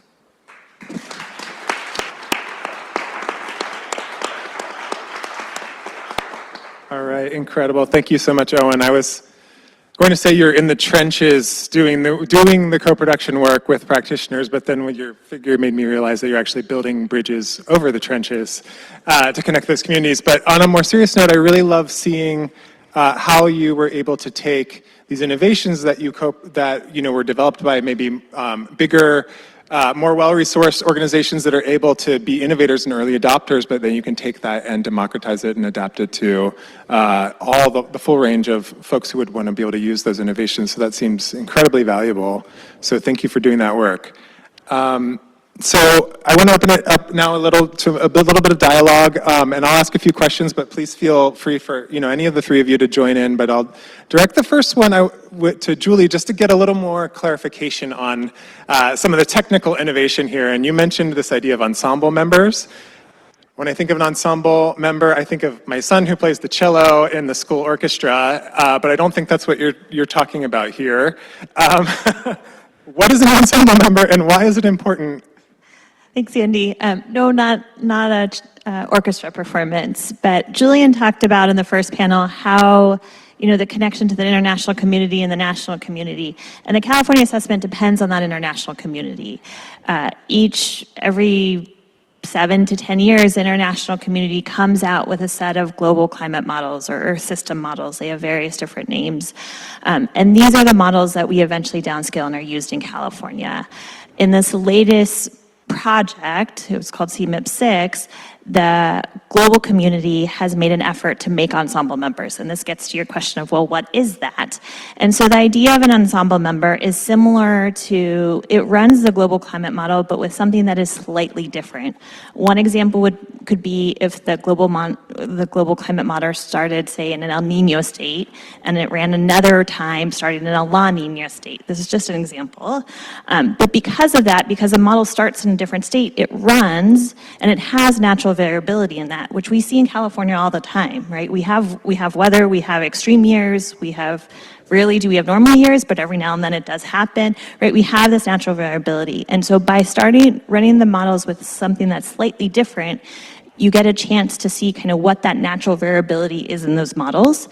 And so that gives us a sense of that natural variability, but also it produces, if you have more runs, the chance in that natural variability to have more extremes is more likely too. And so it allows you to diagnose the models in new ways that we weren't able to do with the last set of climate projections. We have potentially more extremes to look at. We can actually understand the natural variability within the models and understand what may be related to climate change and what is just how the model performs in its kind of natural state. Okay, great. So I think what I hear you saying is that, you know, the future can evolve in many different ways, and the climate system is noisy, and so by running the model multiple times, it gives us a better picture of all the possibilities and maybe a better understanding of extremes as well. One of the other innovations that you mentioned is the hourly data. So instead of just a daily time slice, it's hourly data, and that sounds like a lot of data, right? I guess that's 24 times more data than daily. And so what are some of the things that's useful for? Maybe that's for Julie or Paul to have hourly data. What does that help us to understand that we couldn't understand before? Yeah, just in order to throw out a couple examples, for instance, extreme precipitation will often come in very short bursts, and it's those very short intensities that you need to worry about if you're building, for instance, a city drainage system or a storm system, because it needs to know that it can handle the intensity of water that is basically being dumped on it on these very short timescales. So we often get requests for precipitation data that's even finer than hourly. I've had stakeholders come to me and ask for 5-minute precipitation amounts, and so that's a ridiculously large data set as it is.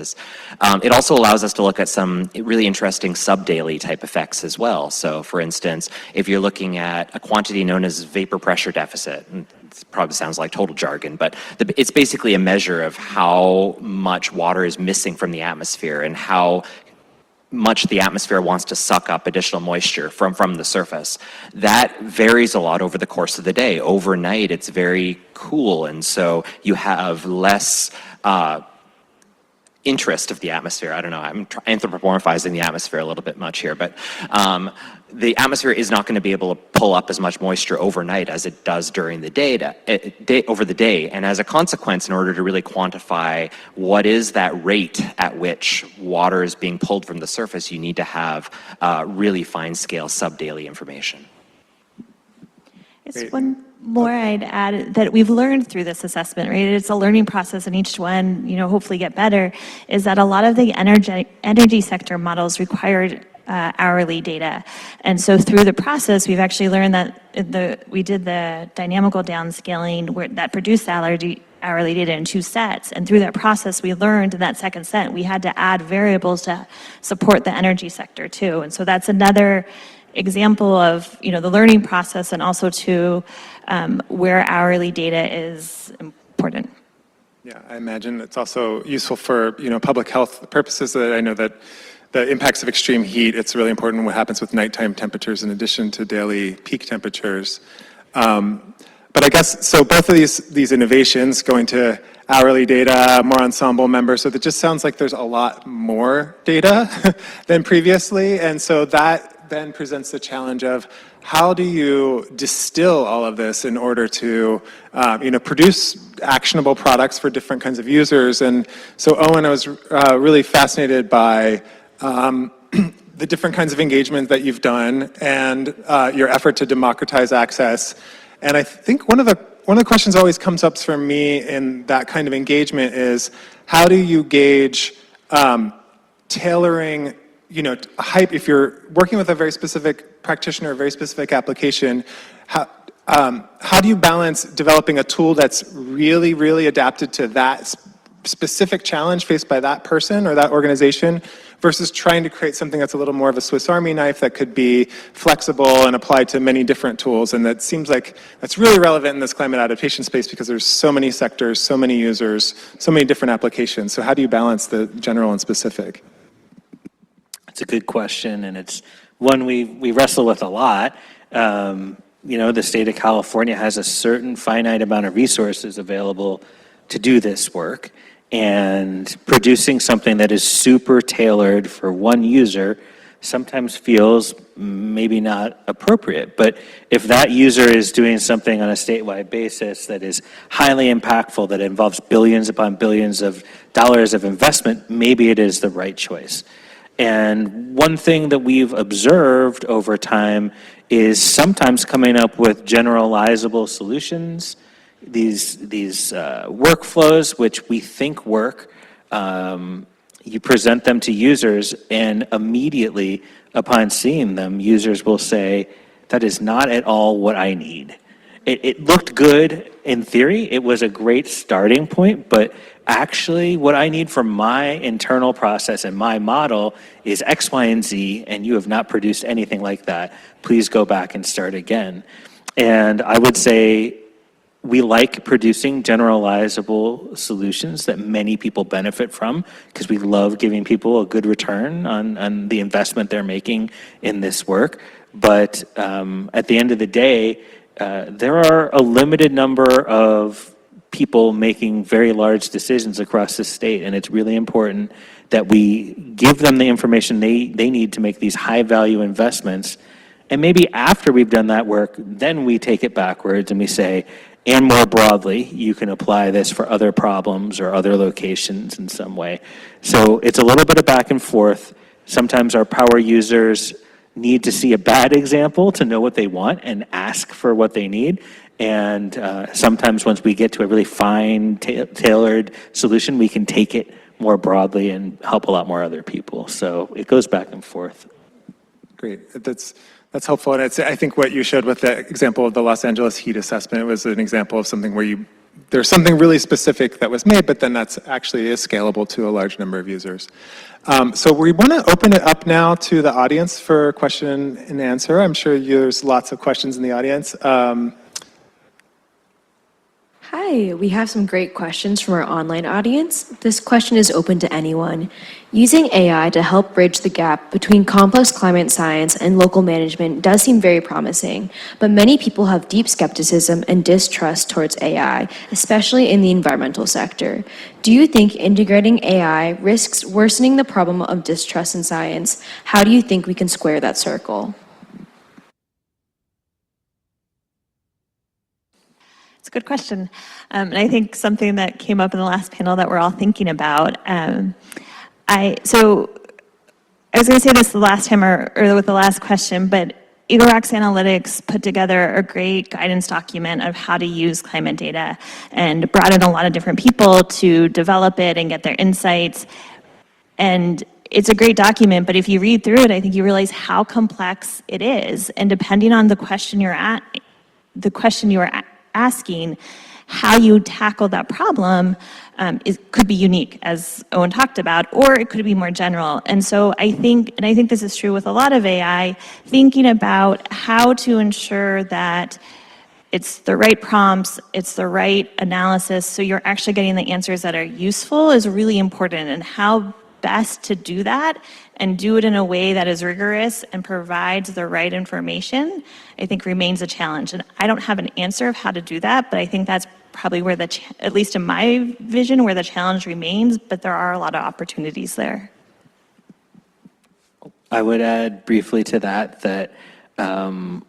there is a lot of value probably in AI to helping people start to generate code to do analyses. That's a big barrier for folks, and AI is probably mature enough and we have enough existing vetted code to do that sort of thing. So I think it does have a role here.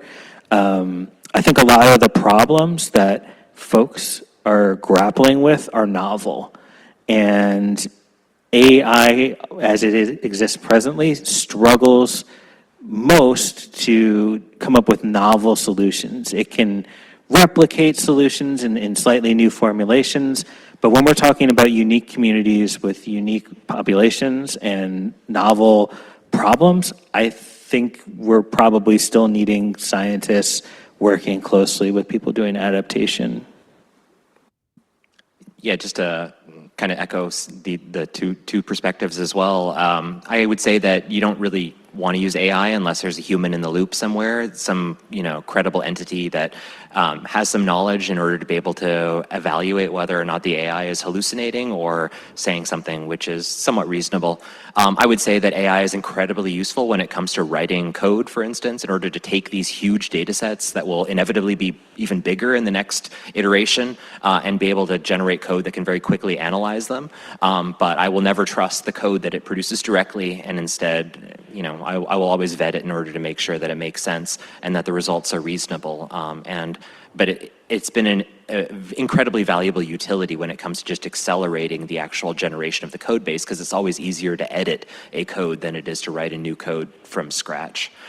So I see a lot of promise in terms of accelerating our capacity to distill the data into meaningful information, but there always needs to be a human in the loop in order to add credibility and in order to ensure that it's saying the right thing.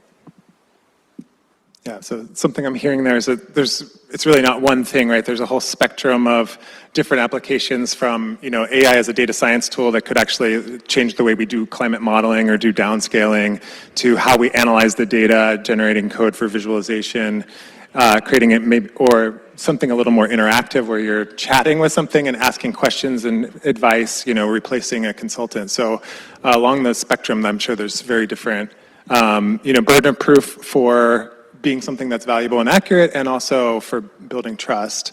But maybe let's go to another question. Back here, please.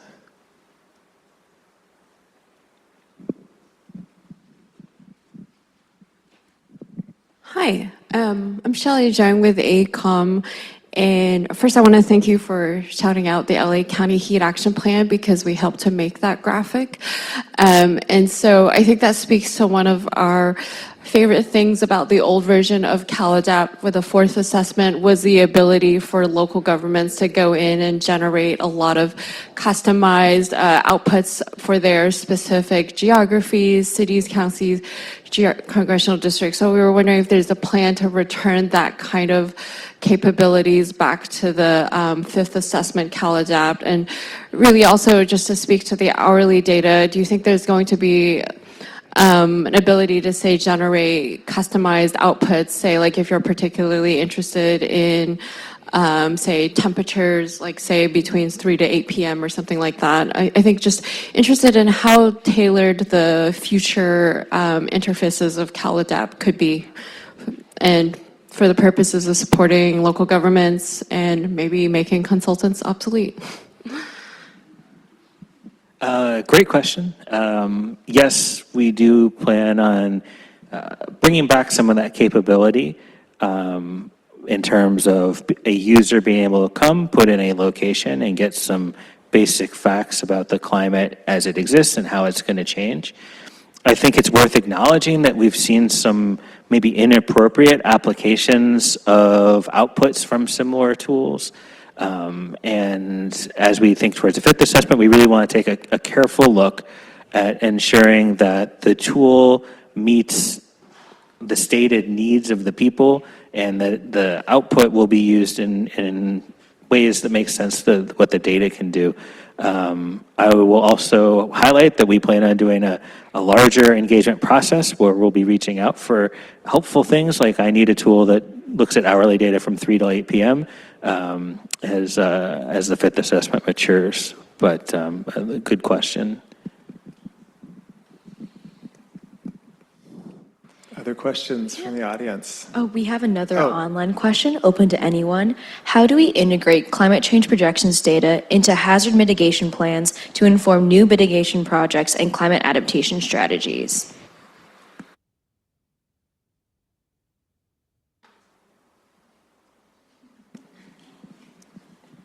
Well, there is an incredible opportunity that this new data has provided. The types of insight that we can get has grown probably by an order of magnitude from the fourth assessment to the fifth assessment.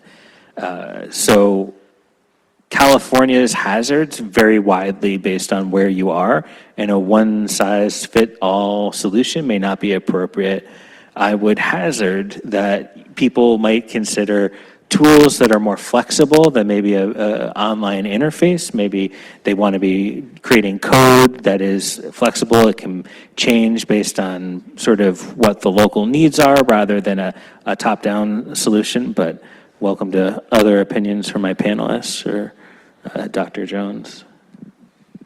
So the topic of ensembles, of course, came up earlier, and I just want to highlight that one real benefit that we have with the current set of data is that with such a large number of ensembles, that allows us to very accurately plot out that probability distribution of potential impacts, and thus provide a probabilistic assessment of potential impacts to communities, whether that be the likely return time of an extreme heat event or the likely return time of a major storm beyond a certain intensity. With so many different realizations of possible futures, it allows us to really get a better assessment of what those probabilities are and consequently feed into the decision-making process.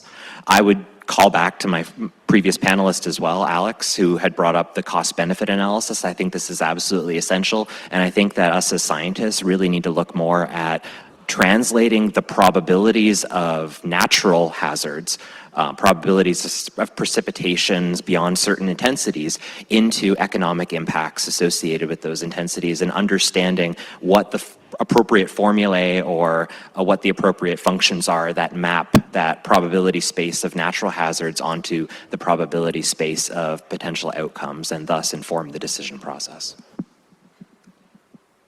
I'll just add one more thing that was talked a lot about in the last panel, but I think it holds true here as well as the partnerships.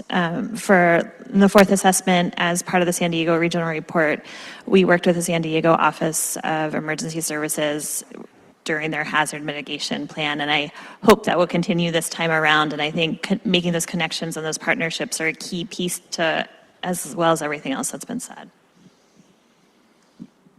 I was going to say also, just stay tuned for the next session after this one, in which we're featuring a number of different applications of the data, ranging from water resources to electricity system planning.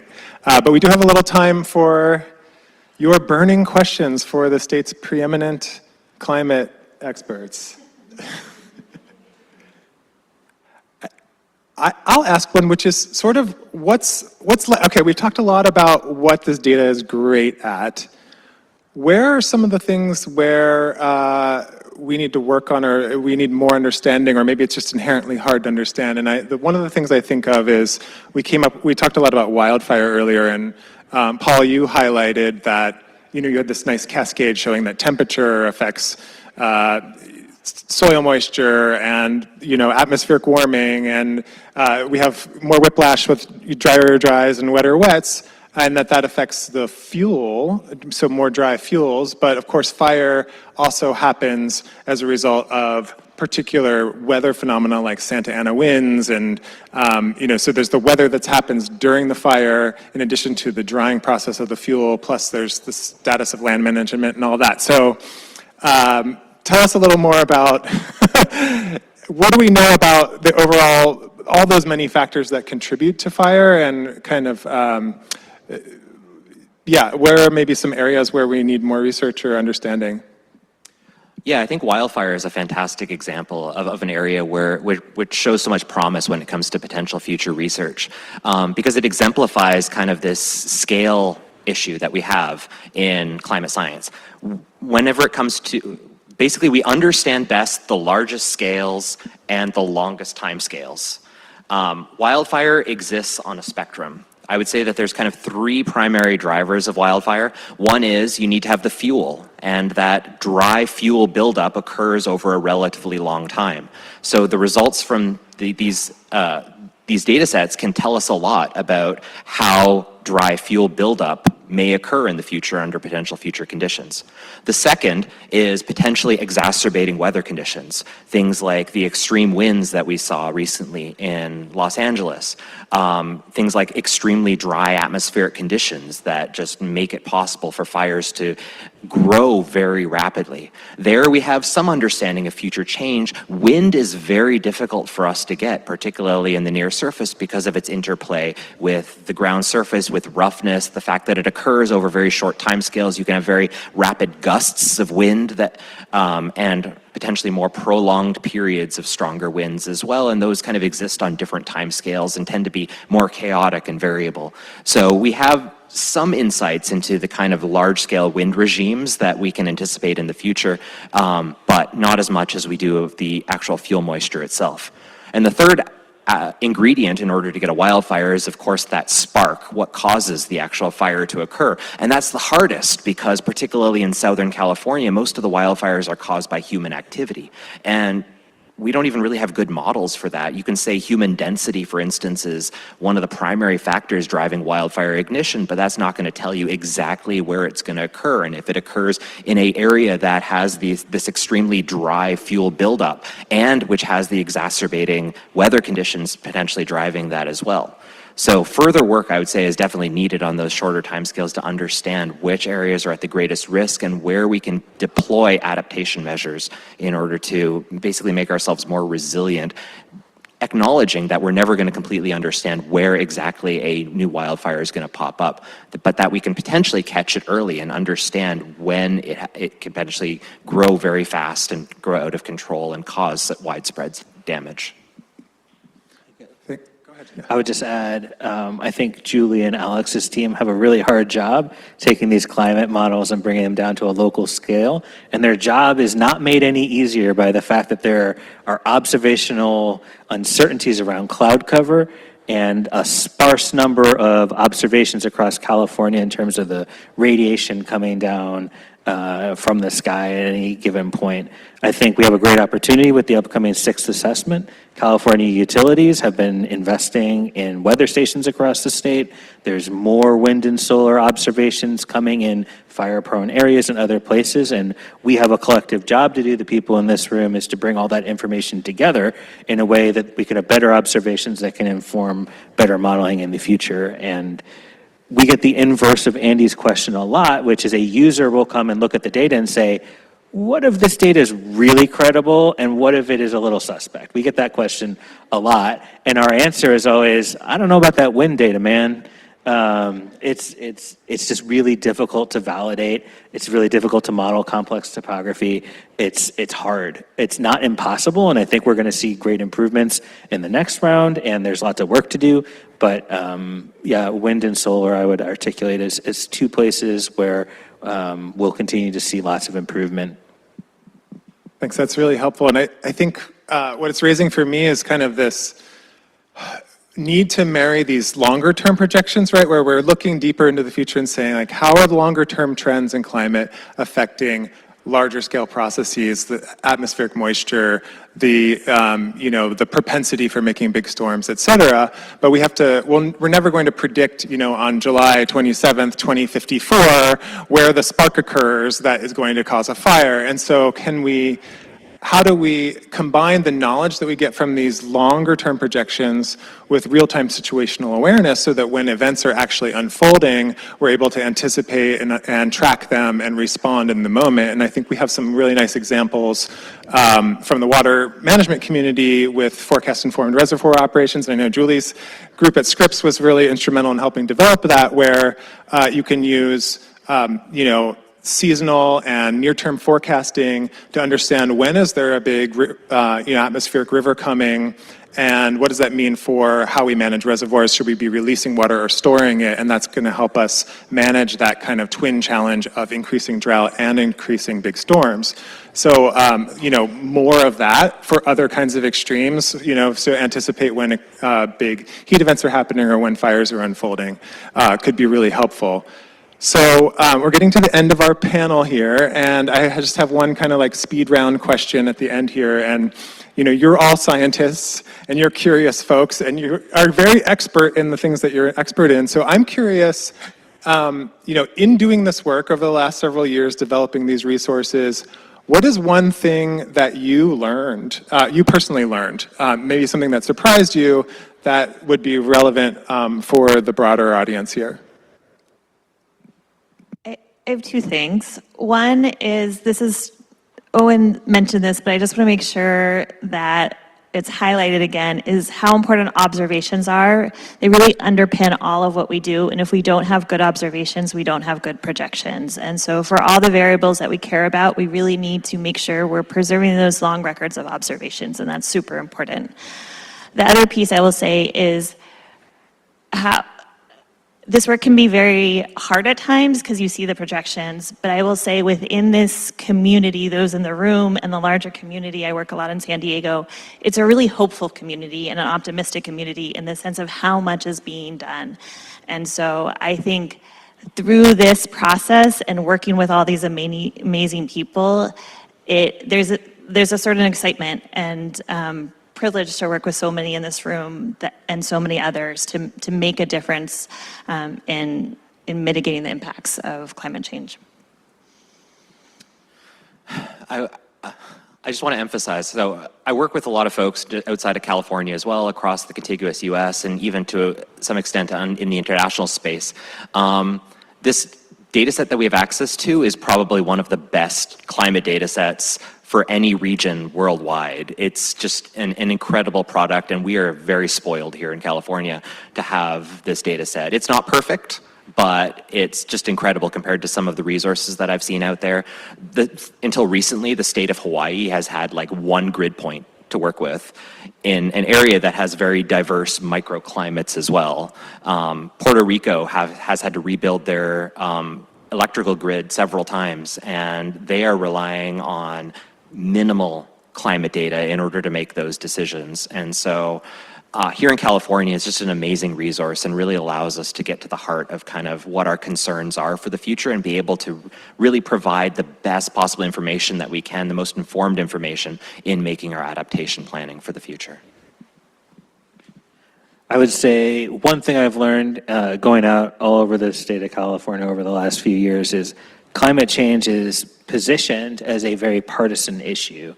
Based on your political perspective, you may or may not like it or embrace it, but that is absolutely not the experience I've had being out with people.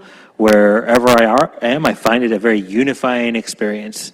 People may talk about what they're experiencing differently, they may articulate different concerns, but it's a very unifying feeling across California that everybody wants to make sure that future generations are taken care of and that everyone has access to what they need. So trying to end on a positive note, but just saying that I hear a lot about climate change being this very polarizing, contentious issue, and I guess it is in the legal and policy space.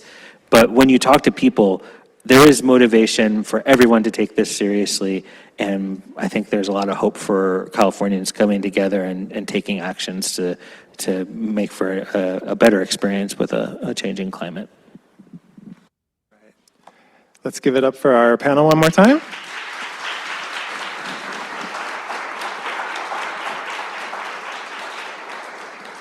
So I think now we're moving into a 20-minute break, or 15-minute break. Enjoy stretching your legs and getting to know one another.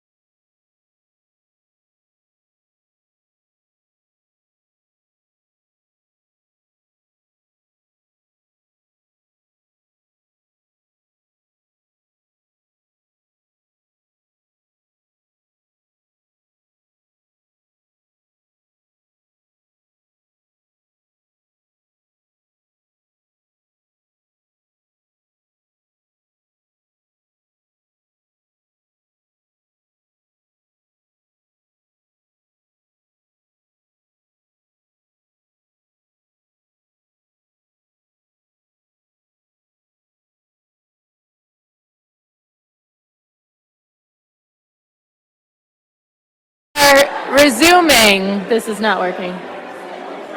Hello, everyone. Hopefully you can hear me. I think we're going to get going in a minute or so here, so find your seats. Thank you.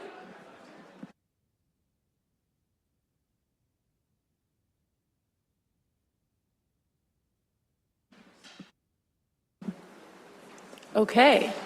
Well, welcome back from a short but hopefully energizing break. Hopefully you all got to reconnect with one another a bit. As Andy teed up during the previous panel, this next panel is all about lightning round presentations and really highlighting how we are using the climate projections already and how they're being applied across diverse sectors and users. So we're going to hear from 4 terrific speakers, kind of talking about the different ways these projections and this data is already being applied. So to kick us off, I'd love to welcome to the stage our first presenter, John Abatsoglu. John is a professor of climatology at the University of California, Merced, and coordinating lead author for our San Joaquin Valley report of our 5th climate assessment. His climatology lab works on a diverse set of research questions spanning climate science and meteorology, as well as their impacts on systems, including water resources, wildfire, and agriculture. The research group also develops web-based climate services to help scientists and practitioners improve our climate readiness. So with that, welcome to the stage, John.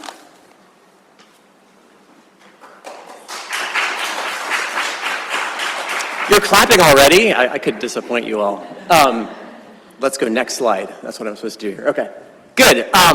With my time, I want to briefly illustrate how some of the really rich data sets that were illustrated earlier, how they're actually being used.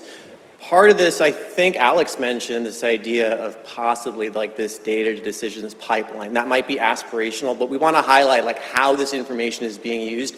I want to say that the information that we've been provided here, that the state of California and the various players have created, is absolutely fantastic. Paul mentioned that this probably nowhere else globally you'll find this rich set of data. All climate data is local, so having that data local really empowers you to make that climate information personal, rather than it being vague and sort of ambiguous. So I want to highlight a few ways in which the data is being used in the San Joaquin Valley. Some of these issues will probably resonate in other geographies. Let's go to the next slide. I will also say that we did work with a diverse set of partners.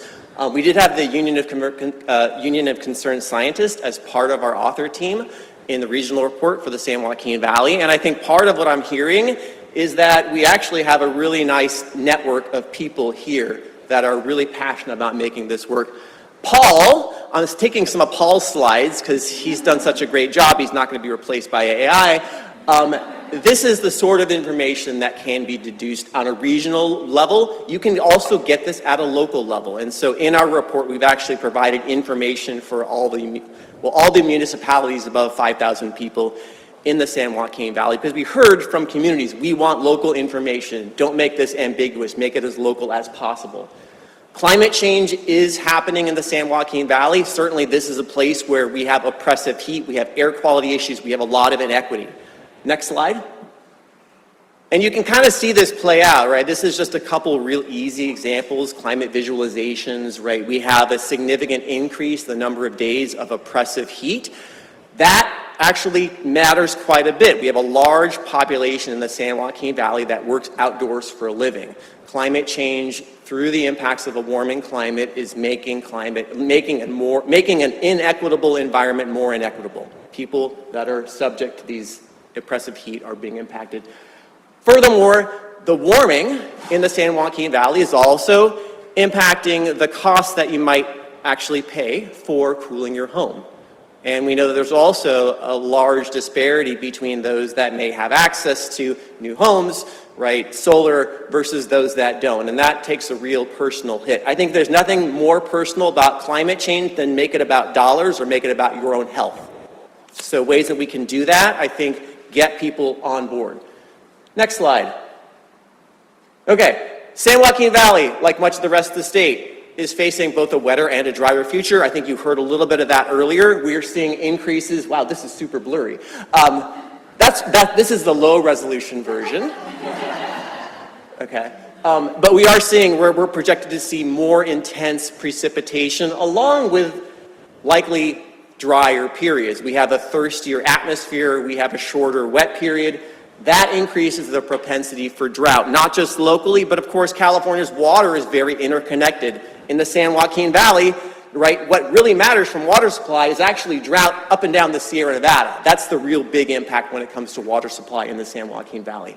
Okay? This information can be used to help devise more resilient systems, right? Rather than just waiting for climate change to materialize and sort of saying, oh no, like let's take this information and actually develop systems that can be more resilient. Next slide. All right. And then of course, when it comes to the San Joaquin Valley, there's a whole host of open questions in terms of how agricultural landscapes will change. They have changed over the last century. They're going to change regardless. Climate change and some of the groundwater management that we have in place will certainly change things. We know, like this year is sort of an example of a low to no snow year, right? That is going to take a hit in terms of the supply of water to sort of feed the San Joaquin Valley and a lot of the crops there. We've also done some work looking at the viability of certain crops in the San Joaquin Valley. Will they actually tolerate the future climate? That information can be used today to help identify what crops are going to be more resilient in the future so that we're not planting crops that are out of whack for the changing climate. Next slide. This is my last slide. Adaptation is possible, and there are many ways to do this, right? I think this is where a lot of the local information, working with communities, we can understand what works and what doesn't work. We know that parts of the San Joaquin Valley, the urban environments are actually quite poor in terms of their green spaces. Right? And that creates, again, increasing inequities for communities. So investing in urban green spaces, urban forestry can actually help ameliorate some of the climate impacts. We, of course, have these great sort of win-win-win scenarios when it comes to water, energy, right, that have been highlighted recently. And then we have a lot of natural landscapes that are, of course, relevant and have been heavily compromised. They provide potential climate solutions. We want to highlight that adaptation is possible, that the climate information and data that we're using can help inform how we go about adapting. I will end there.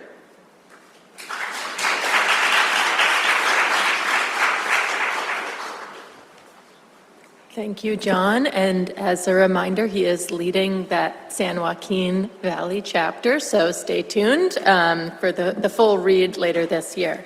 So I'd like to now introduce Anush Desai as our next lightning round speaker. Anush is a senior advisor at Southern California Edison, where his current responsibilities include overseeing climate adaptation and resilience engagement with local and tribal governments, plus community-based organizations across Southern California Edison's 55,000 square mile service area. Thank you, Anush.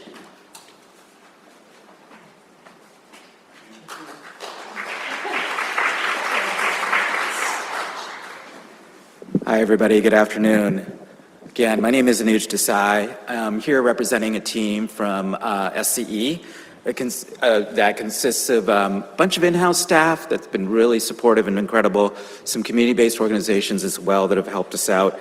And wanted to share with you all a little bit today about our experience as practitioners using both the fourth and fifth climate change assessments. Next slide, please. Let me start with a little bit about SCE.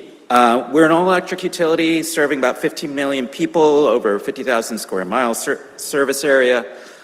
We've published our first climate adaptation vulnerability assessment, or CAVA, in 2022. We used data from the state's fourth climate change assessment at the time, and the process we used kind of roughly resembles what's pictured in the bottom right-hand corner of this slide. That assessment was first done, we think it was the first done by a California utility at the time, possibly the second ever by a utility in this country. So that work was somewhat one of a kind at the time. Our experience overall is informed by integrating state climate change assessment data into planning, integrating, and implementation cycles at this point. that are ultimately informed by the great data sets we're talking about here today. Our work using the fourth climate change assessment material to inform our May 2022 CAVA resulted in us proposing about $115 million in climate-informed investments over the time frame of 2025 through 2029 to our regulator, the Public Utilities Commission. All of those investments were ultimately approved. In addition to the assessment findings and other technical considerations, we've also developed an integrated community-informed desktop metric that's centered around adaptive capacity, or the ability to cope with electrical outages, as an additional input that we use into our investment decision-making today. We've done this to help ensure we include an equity consideration into our decision-making. And then fast forwarding to the fifth climate change assessment, 11 days ago today, we just completed our second CAVA. We used the fifth climate change assessment material for that, and that's kicking off really our next round of identifying, refining, and eventually proposing climate-informed investments for the grid from 2029 onwards. For the next slide, please. With our latest experience using California's fifth climate change assessment data, we're seeing changes in the following key variables on screen in Southern California. The threats posed by these hazards are meaningful to us as grid operators. You can see the four main hazards that impact our service area. Alongside that, we've also spent some time trying to study how compounding events combining some of these hazards may play out. Substantial improvements in the available climate data have helped us tremendously. The advanced downscaling techniques that were mentioned earlier that are part of the fifth assessment improve both spatial and temporal resolution of the simulated data. There was that discussion earlier about 6 by 6 kilometer data down to 3 by 3, and from daily resolutions down to hourly resolutions. All those things help us tremendously in terms of identifying how we can improve and utilize what's provided. The improved resolution, for example, aligns better with asset locations that we have across our service area. And then several of our other internal long-term planning processes already use hourly projections. And so this improvement with the fifth assessment also helps us align that these various materials together much better.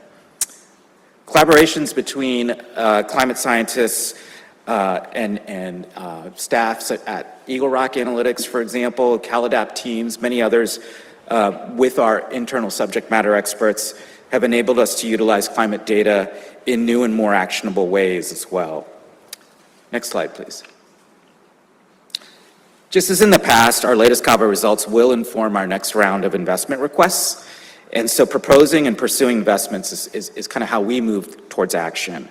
As is commonly cited, the cost of inaction would be even greater, not only in financial terms, but also for the safety and health of Californians. And so as part of our work, when we conducted community engagement for our most recent vulnerability assessment, we collected nearly 2,000 surveys from vulnerable frontline communities in our service area.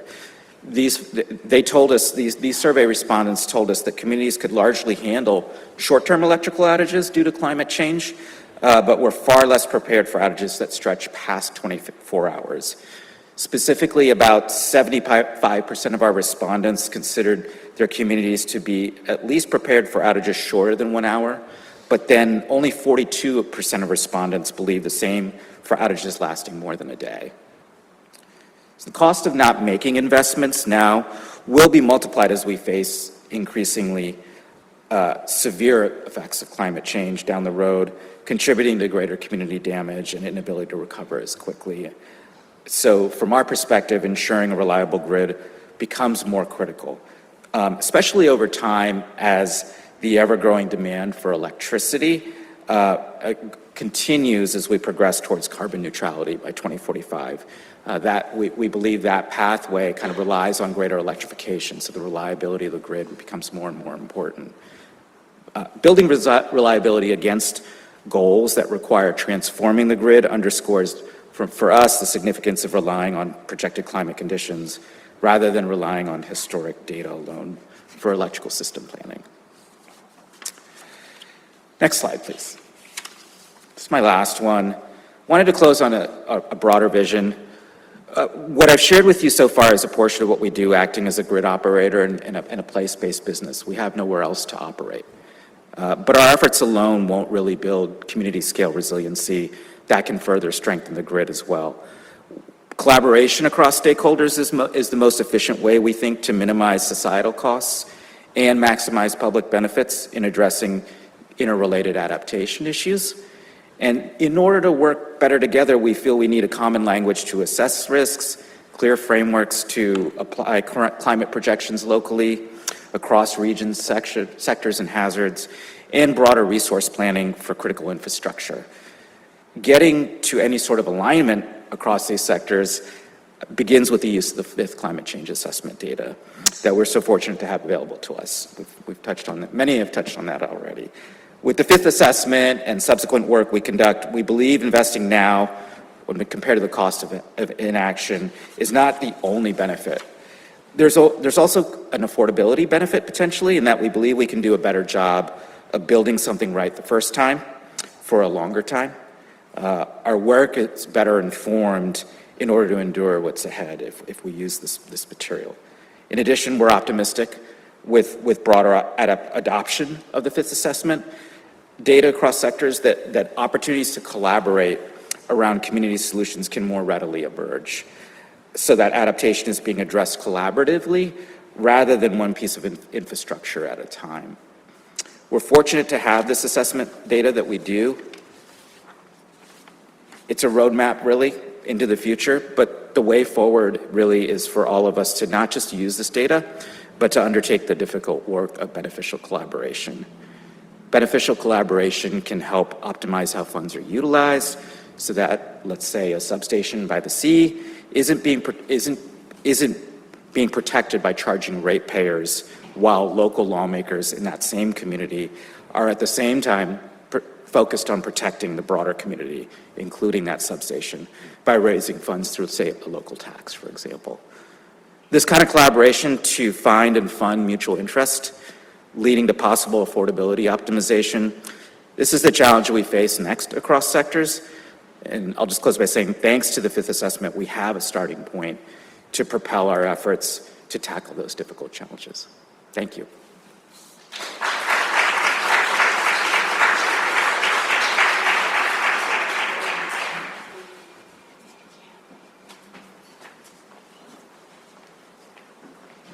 Thank you, Anush. Great to hear an example of how you have all been using both the fourth and now the fifth assessment data in your work. So thank you for sharing that. So now please welcome to the stage our next speaker, Andrew Schwartz. Andrew is the State Water Project Climate Action Manager. Within the Department of Water Resources, he manages a portfolio of adaptation activities related to water sector climate resilience. He recently managed an effort that leveraged the CalAdapt analytics engine to develop climate scenarios for California water supply analyses. Welcome, Andrew.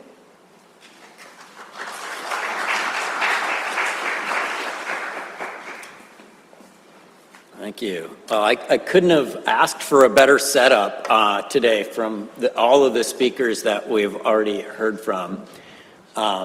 Next slide.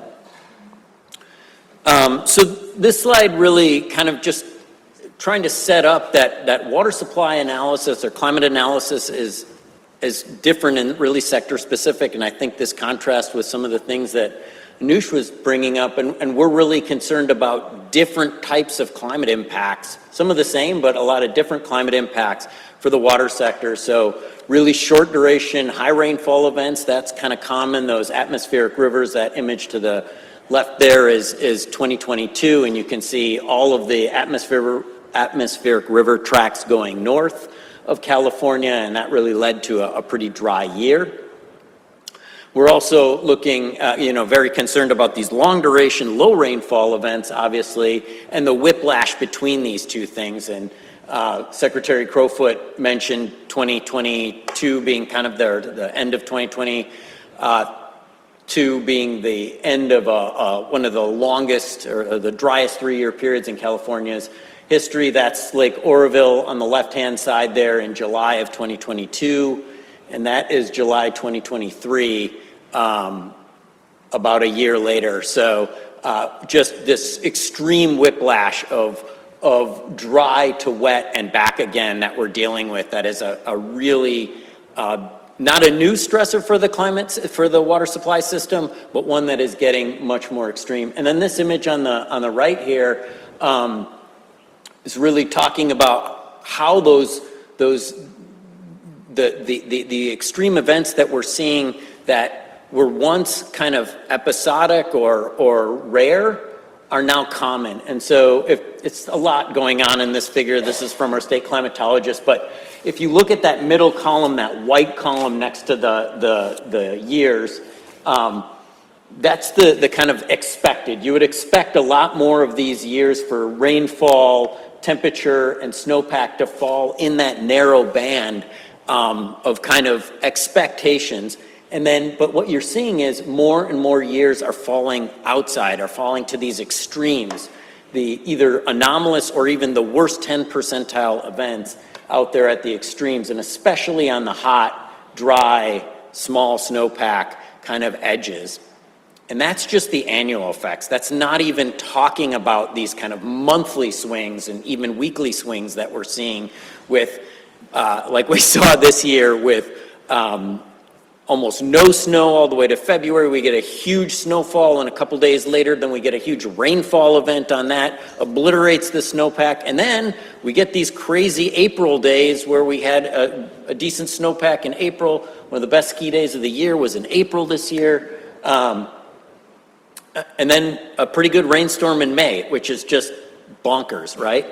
So we're looking at all of this wildness, and then long-term aridification, which Paul talked about and others have talked about, of this atmospheric thirst that's happening, and then this seasonal snow accumulation and meltout. The timing of when all of this is happening is really how we're looking at, how we have to look at and think about what changes are happening to our water resource system. Next slide.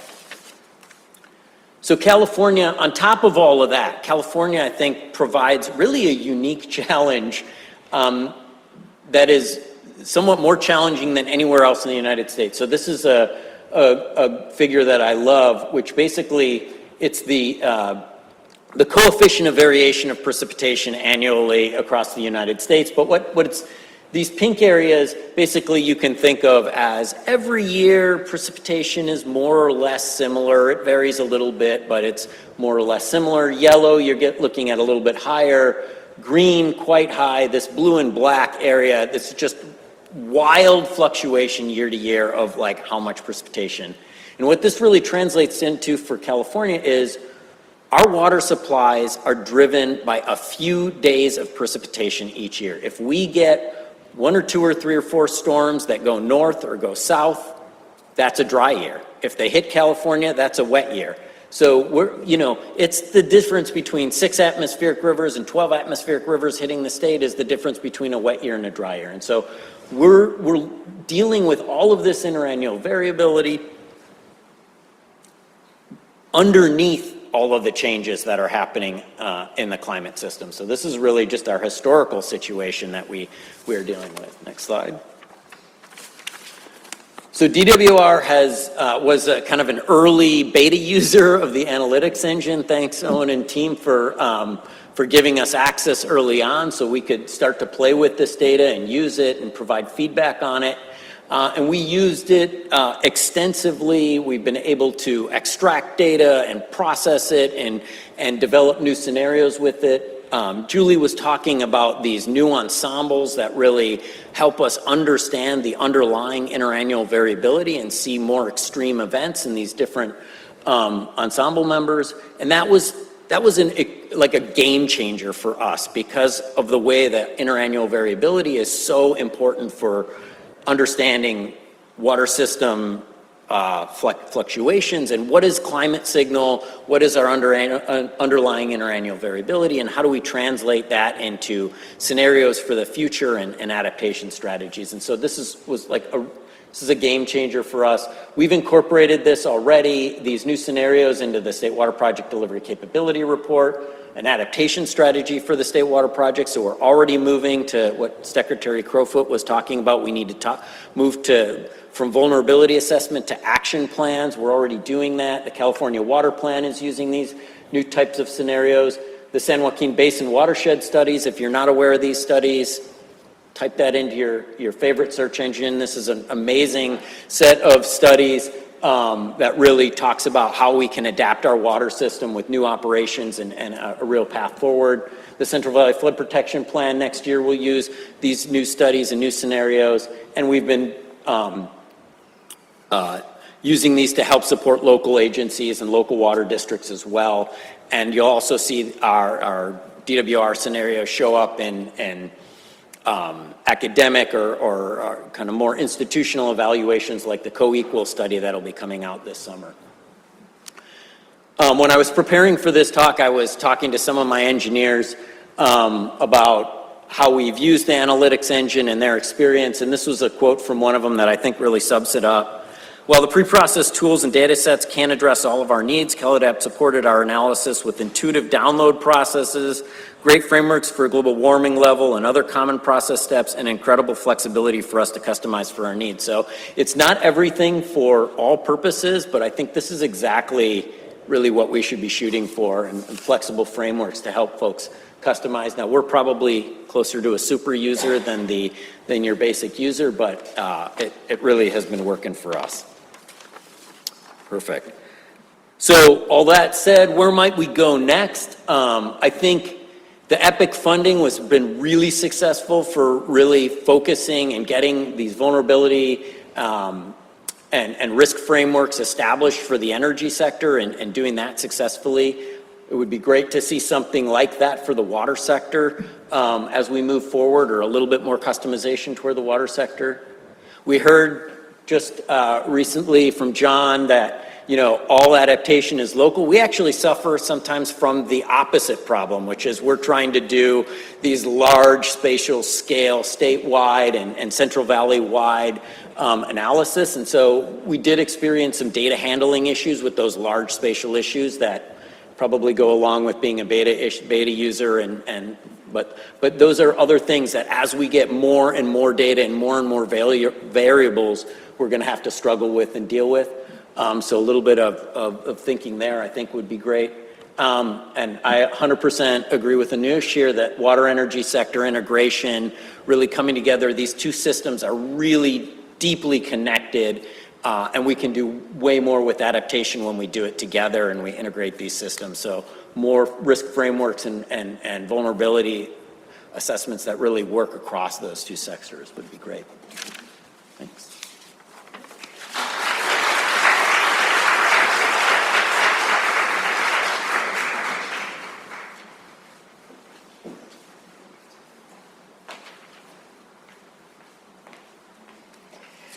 Thanks so much, Andrew. That was terrific. And last but not least, I'd like to bring up to the stage Kripa Jagannathan. Kripa is a research scientist at Lawrence Berkeley National Lab, whose work focuses on improving the usability of science for decision-making. She co-produced a suite of decision support tools and analytics for the CalAdapt Analytics Engine, and was a chapter author for the 5th U.S. National Climate Assessment. Thank you, Kripa.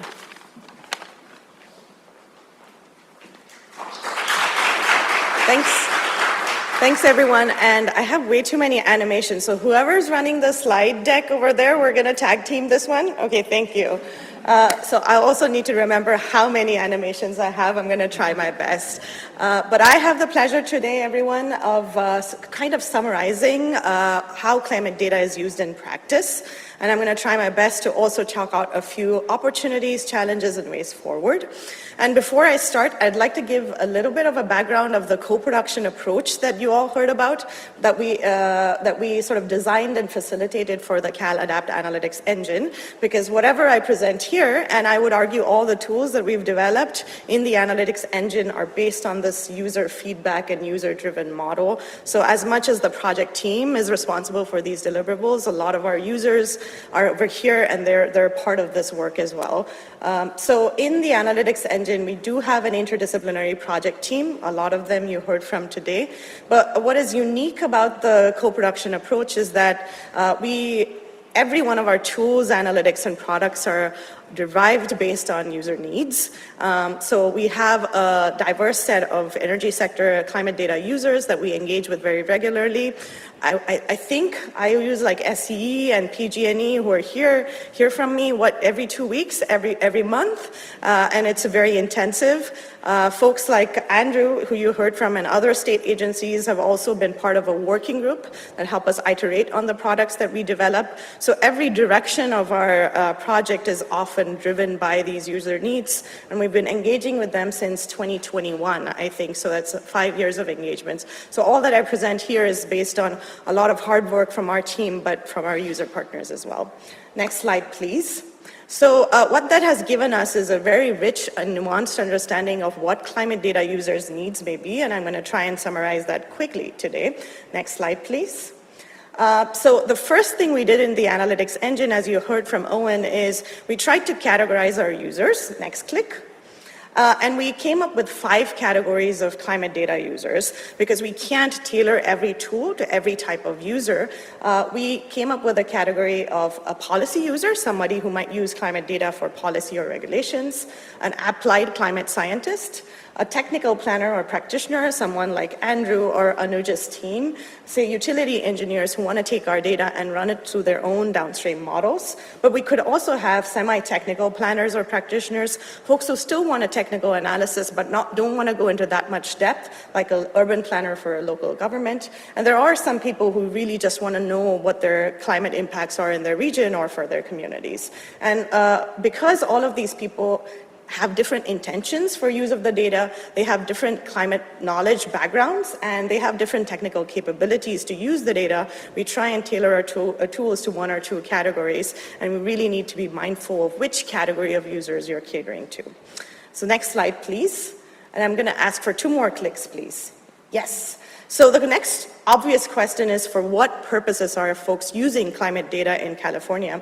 And the point here is not for you to read every little bullet point here, is that I want to say that even within a small subset of energy sector data users in California, as we tried to identify use cases, we came up with more than a dozen use cases that everybody used. So there were really not 1 or 2 or even a few use cases. Folks like SCE and DWR are trying to do a lot of things with the climate data, often at many different scales and many different types of applications. So you can see here things like impact on hydropower come up, but also things like heat indices for worker safety, or identifying areas where service reliability will be impacted, or compounding events. All of these are quite different in terms of use cases, but there's intention, and people are starting to use climate data for a lot of these purposes, and that's really a hallmark of how good the data is for users to be able to use it for a variety of applications. Next click, please. Yes, you can go 2 more or 3 more. 1 more, yes. So again, once you have data in an application in mind, what does a user have to go through in terms of a workflow? And so my idea today is to show you what Andrew or Anuja's team would have done when they were presented their beautiful results out there. And it's not a simple process. And by working with them, on a day-to-day basis, we were able to uncover this workflow. And I guarantee you this is a simplified form of the workflow that they have. So for each application that a user would use, they're first trying to identify identify who are the right people to work on this problem and what is the right appropriate data set for this particular application. Because sometimes you might need someone with an extreme value analysis expertise. Sometimes you want someone who really knows an energy demand forecast model.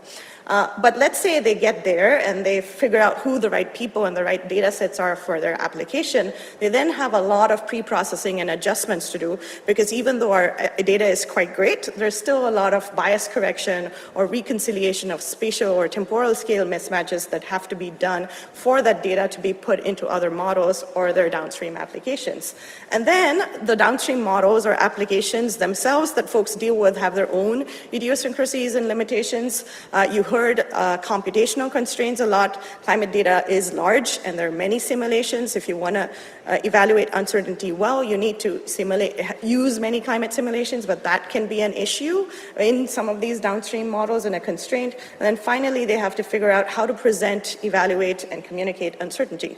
I guarantee this is a simplified workflow, but you can see what decisions for each application a user has to make at all the steps of this workflow. Next, please.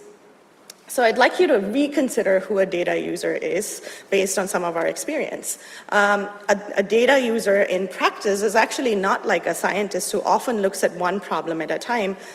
Many of our data users are looking at many applications at a single time.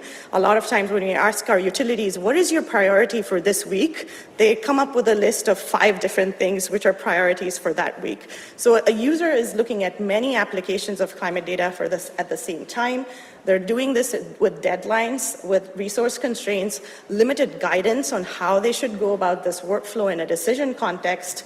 Some workflow steps like bias correction take months, often years, and sometimes there's not a lot of institutional leadership buy-in, and these are real economic decisions. Next slide, please.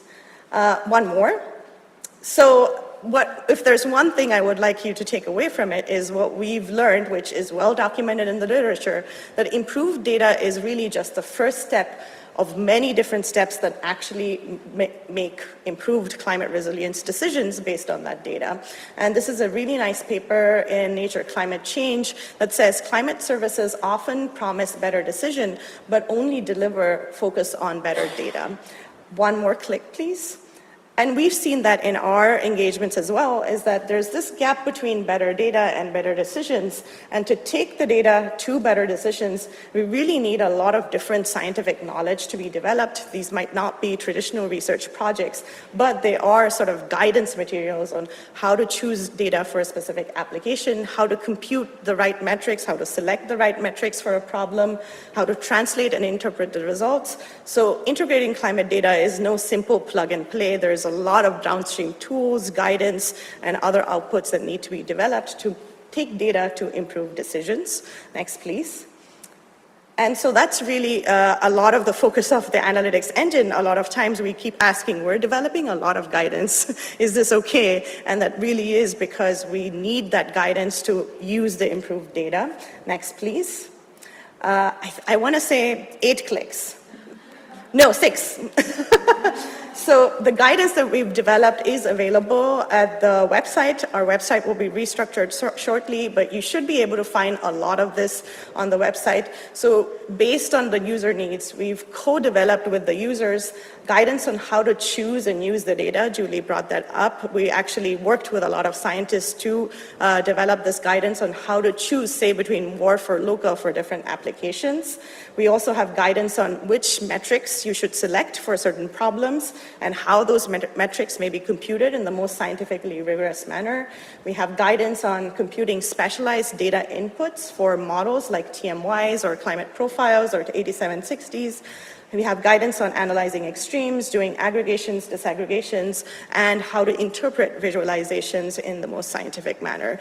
Again, what is innovative is we've always engaged with our users. They always provide feedback on what we should develop and what the content should be. And we try to ground this guidance in both scientific best practices, but also what is practically feasible, which oftentimes are a trade-off and not always one-on-one. Next, please. And so what this has helped us is also develop guidance that is more broader. So this is a guiding principles document preview that I think would come up in the next couple of weeks. We're just formatting it. And what we've done is taken our understanding of California climate data users and come up with 7 principles, which is a stepwise process that any new climate data user can use. And for each of these steps, we have guardrails, do's and don'ts, conceptual understandings that we've co-developed against with users. So hopefully this is a case of how we can reproduce some of this that we're learning in California for broader users as well. Next, please. And I want to say 4. Yes, so I'll end here. I remembered how many.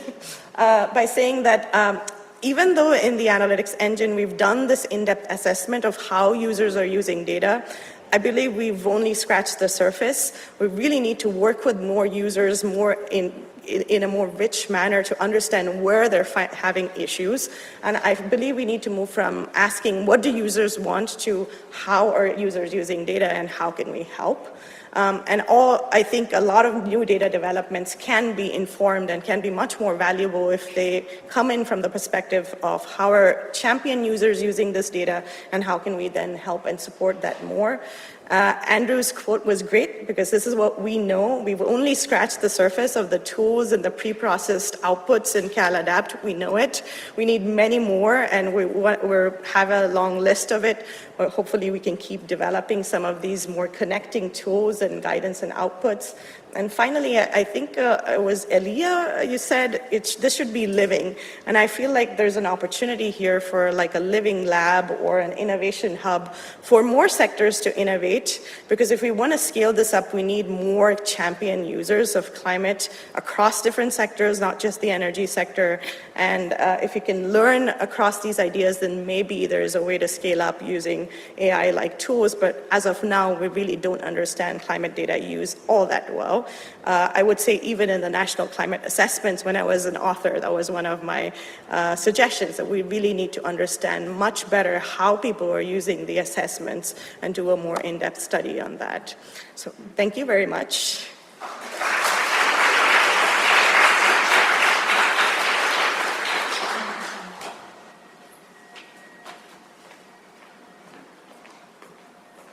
Thank you, Kripa. That was such a nice wrap-up of the different ways we can use CalAdapt, depending on user type. So I'd love to invite the 4 speakers up to the stage, and yes, we have some time for questions. So any burning questions in the room? I'm already seeing one. I think we have a time for 1 or 2 in the room and 1 online. Let's start with Teresa, if we can run a mic.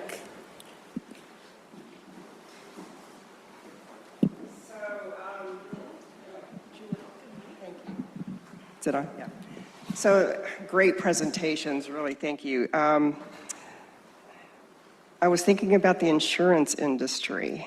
Are the analyses right for that industry yet? And for that industry to make some smart decisions about rates or even to insure homeowners, for example?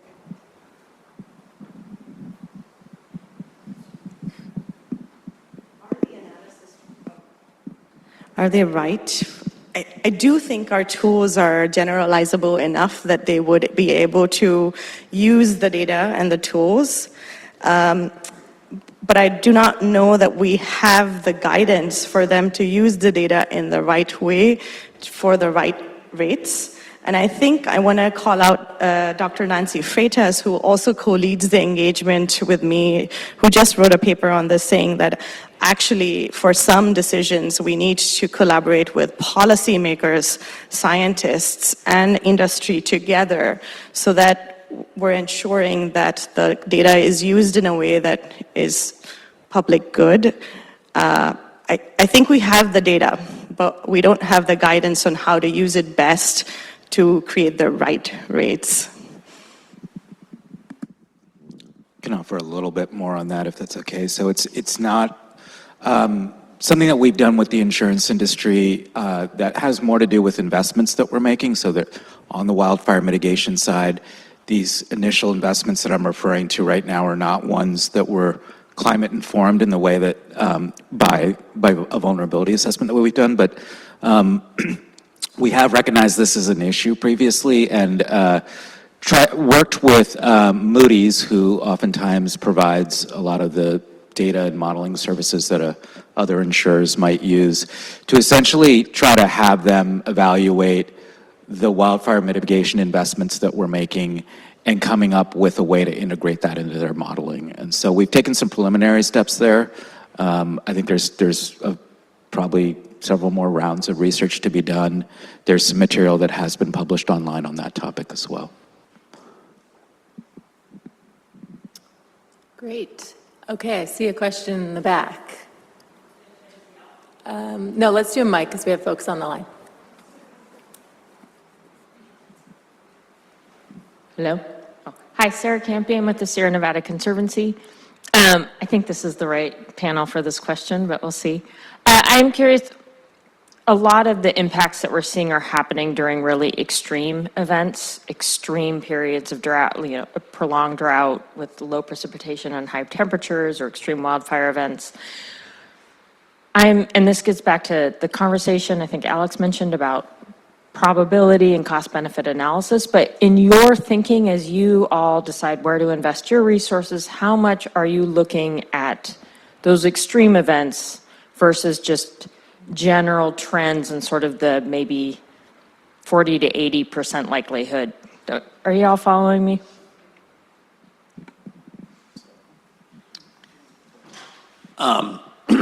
Well, so I can speak on so the State Water Project, we have a large watershed area in the Feather River watershed that serves that as our natural infrastructure for the system. And we are making investments in forest management up there and meadow restoration that we think have benefits for water supply and resiliency of the watershed. And to Alex's point earlier, we need to do a better job of understanding exactly the value of those and where best to do them, because it is really difficult to do, really difficult to understand the value of what we're getting out of these investments, and both on the extreme and overall, because I think once we get into an extreme event, whether that's drought or the wildfire is burning, it's too late. We need to be making these investments long in advance so that we're preparing our watershed to avoid the fire or to have, fire breaks to protect the communities up there. But we just don't have very good information yet about the value of these investments and where they could go to be most effective. So that would be super helpful. But we also need more pilot projects out there to get more data and information, so that's why we're doing it now. Yeah, great question. Very challenging. My understanding is that from a planning perspective and what inputs we have available, cascading or compounding events and then very extreme events are some of the least well understood. So that's kind of one component to add to what you're saying. I think the other one is sort of, the question you're asking also gets to how does an individual entity manage risk? So is it extreme in the context of loss of life or defined differently? And I think that gets to complicated decisions that an organization may take, but then also that might be driven by regulatory or maybe driven by other requirements as well. So I think that's a couple of things that I think, are additional considerations, I guess. I'll add something to that as well.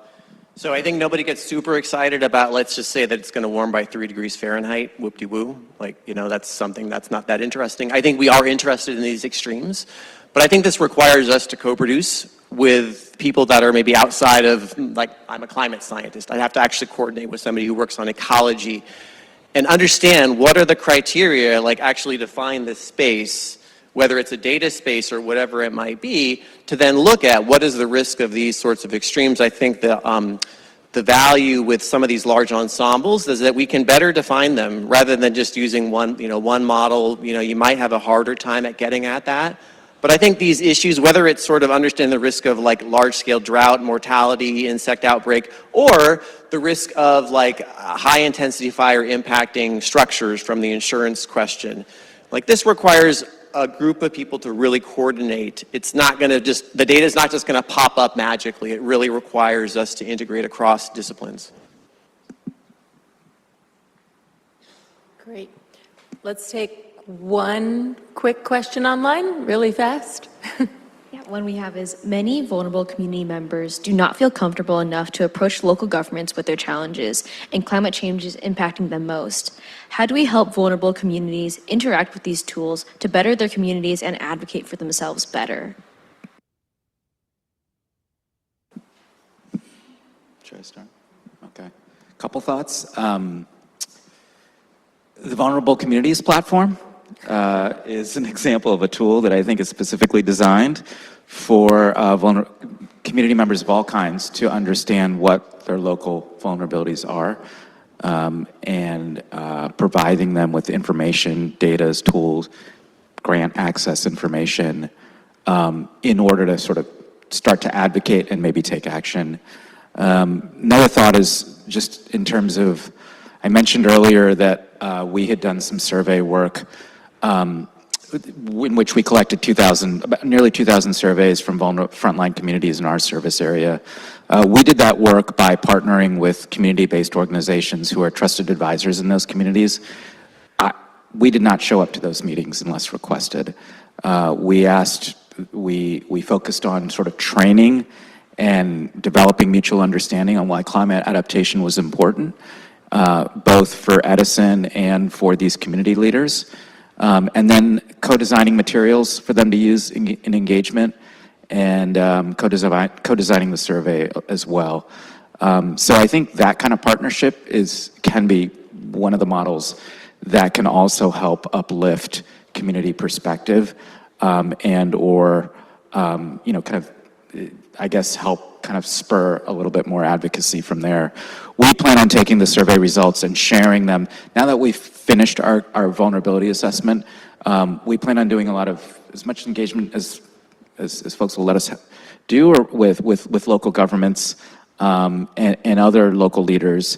And our plan is to kind of bring them the survey results that we've collected, under the assumption that they kind of probably don't have this information readily available already. So it can give a slice into what their community members are thinking. Yeah. I would add that general public consumers, anyone anonymously, we're hoping can use some of the data visualization tools that will come out of the California's CalAdapt's new visualization work, the 5th assessment version of CalAdapt. So we also have engagement mechanisms where we have more one-on-one conversations. I think our email has actually been quite active, and folks have emailed us more anonymously to ask questions about interpretation, or even very technical questions about how to use the data. So feel free to reach out to CalAdapt in the generic email that you see if there are questions as well, and then look out for new visualization tools for more public consumers, more local government folks. Great. Let's give a round of applause to our amazing panelists. Thank you so much. Really appreciate you all sharing your ways that you're already applying and using the data. So thank you. And now we're going to shift gears to our final fireside chat panel of the day. I'd love to welcome up to the stage Teresa Maldonado and Abby Edwards. So Abby and Teresa will really talk about, okay, what comes next with all of this work? What's the near-term, things to look forward to, and how are we going to continue to apply and use this great information at so many different scales? Abby Edwards serves as Senior Deputy Director of Planning and Policy at the Governor's Office of Land Use and Climate Innovation, and she chairs the Integrated Climate Adaptation and Resilience Program. Technical Advisory Council. With over a decade of experience in climate adaptation and resilience planning, Abby has led statewide programs and fostered partnerships across government, the nonprofit space, and community sectors. And Teresa Maldonado is the System-Wide Vice President for Research and Innovation at the University of California Office of the President. As the UC System Chief Research Officer, she leads large-scale initiatives by harnessing the expertise and assets of 10 UC campuses, 3 UC-managed DOE national labs, and the UC Agriculture, Natural Resources, and UC Health. So thanks for helping us close it out, you two. I think so. Well, we have the very fun job of wrapping up a long afternoon. So thank you so much, everyone, for sticking with us. We're excited to just share a few reflections and then some of the things that we're working on. I'll start on some of the reflections. I think something that's really sitting with me is something that Paul shared on his panel on sort of the projections holding the range of possible futures, but that trajectory is not predetermined, and that we're really, the decisions that we make today are really shaping the future. But at the same time, we've also heard that climate change is really impacting, it's not just a future possibility, we're experiencing it now.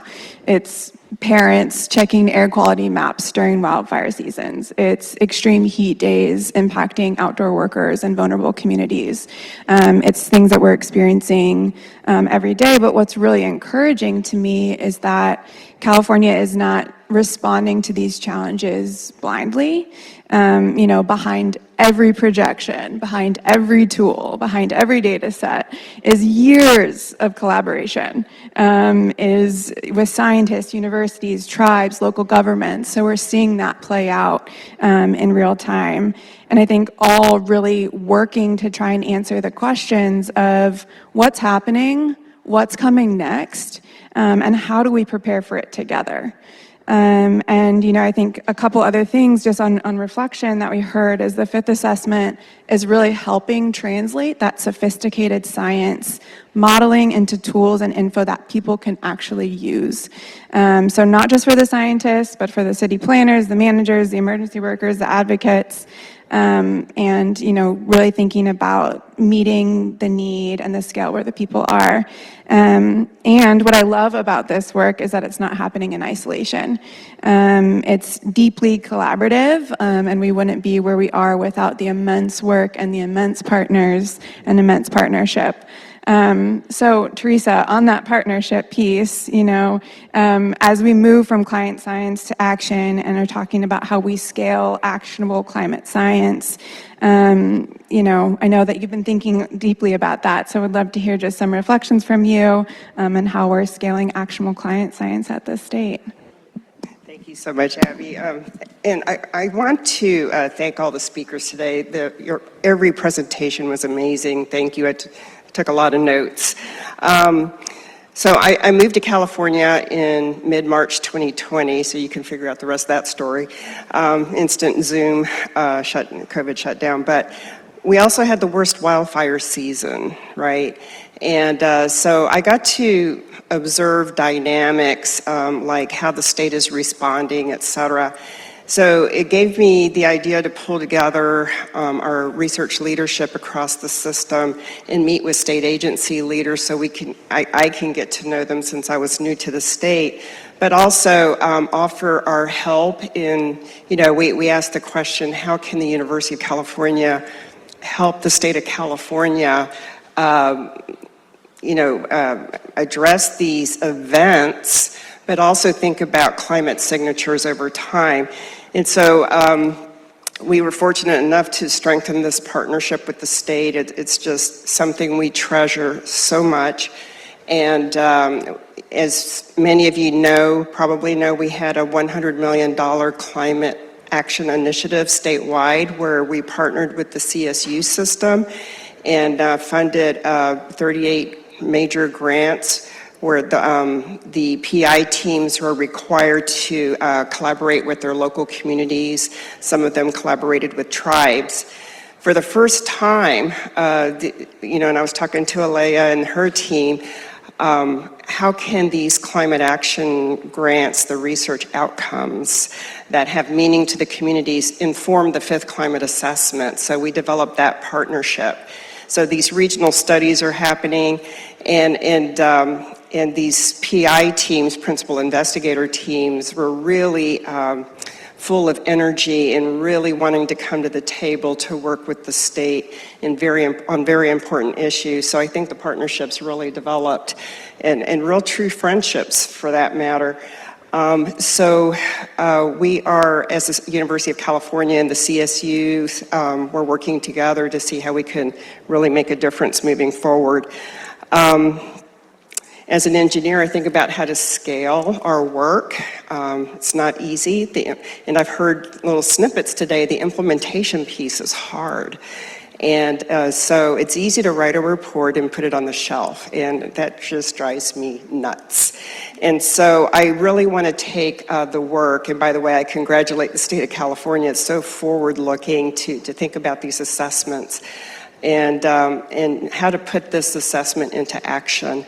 And I'll be working with the faculty and the students to think about how to do that.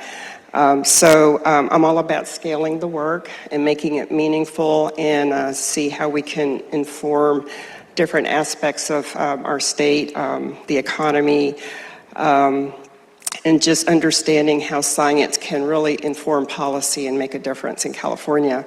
So a couple of gaps I heard today. I heard hints of holistic systems thinking. And so in order to do large-scale implementation, we have to think about systems and the interrelated,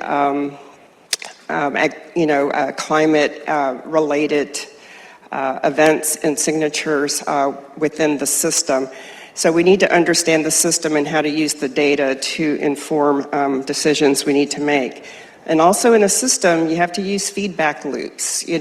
If we implement something with the data, if we produce some information, how do we test that information and create these feedback loops to go back to the drawing board and reassess the data that we have in hand?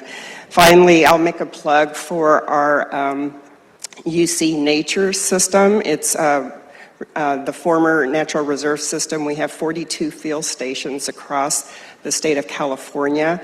The executive director, Steve Montfort, is working with the state in the 30 by 30 initiative, and we're in the process of instrumenting all 42 sites so that we can create baseline data so that we can monitor climate change signatures over time. Great. Well, lots of incredible work. I think I'll just share a few things about what's upcoming for us. And I will be brief. One thing that we really want to emphasize is that this is just the beginning of the rollout of the fifth climate change assessment. So over the coming months, we'll be rolling out around 70 reports, data sets, tools, resources. And what's really exciting about this work is that it's regionally specific and topically specific. So some of the topics, and I won't touch all of them, but are thinking about how climate impacts the California economy, how communities may grapple with displacement from climate events, how climate change exacerbates social inequities, and how tribal communities are uniquely facing and responding to climate change. And ultimately, the goal is not just producing more science, as we've heard, but really helping people move the science to make better decisions faster. And that rollout is all leading to an event that the Secretary mentioned at the top of the day, the California Resilience Summit in October. And that'll be a really exciting culmination and rollout of all of these reports and things that we've talked about. And if today was really understanding the projections and the science, the summit will really be about thinking about what we do, how we're translating that knowledge into action. And it'll be an opportunity to really highlight a lot of the resilience efforts across the state beyond the fifth assessment as well. And you just triggered a thought. and it was one of the questions I heard earlier, I think we need to tell the stories better. And so whenever something happens where the fifth climate assessment was used, for example, we need to have a press release, put it on the website, and share the stories in the newspapers, and credit the fifth climate assessment. I was having a sidebar conversation this afternoon with Pablo, and if we can imagine middle school and high school students, maybe even elementary school students, take little pieces of the assessment and think about some ideas, from their perspective, what are we missing in the whole big picture, and maybe write some reports. But it would be very interesting to learn from students. And they can feel like they contribute to the assessment and how it gets implemented while the sixth climate assessment is ongoing. So I think we need to figure out how to tell our stories better, and that breaks down the silos of academia and state government and industry, because I think there's a shared passion around this work. Yeah, I couldn't agree more. Well, do you have any closing thoughts other than that before we hand it over to the secretary? I just want to close us express out? gratitude to you and to Leah. Wade Crowfoot's been just a wonderful partner, and to trust the university to be a partner in this work. And we truly want to contribute to the greater whole of California. So please turn to the University of California and CSU. There's nothing special about us. We're people too, and we care about the health of humans and of the state of California. Thank you. Amazing. Well, thank you so much. And yeah, we're so grateful for all the partners and all the people coming here today. So with that, I'll hand it over to Secretary Crowfoot to close us out.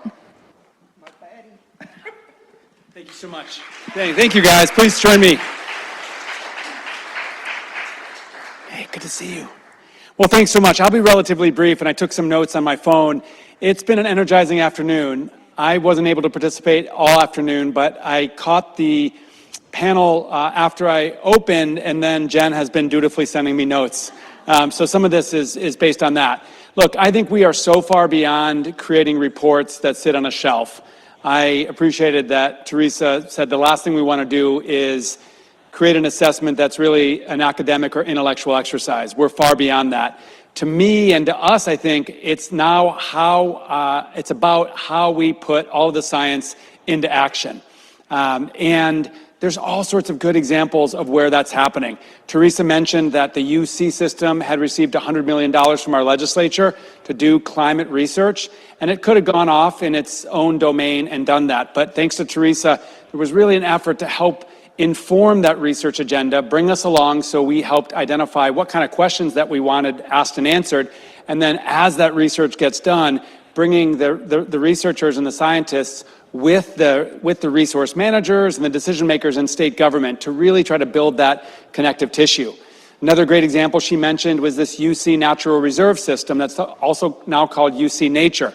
The idea that we are on this march to protect 30%, oh, of course my phone's going to ring as I hold it. My wife, not the governor. Anyways, the UC Natural Reserve System is providing this sentinel sites to identify this baseline of biodiversity so that as we protect 30% of our state over time, we actually understand what the baseline is.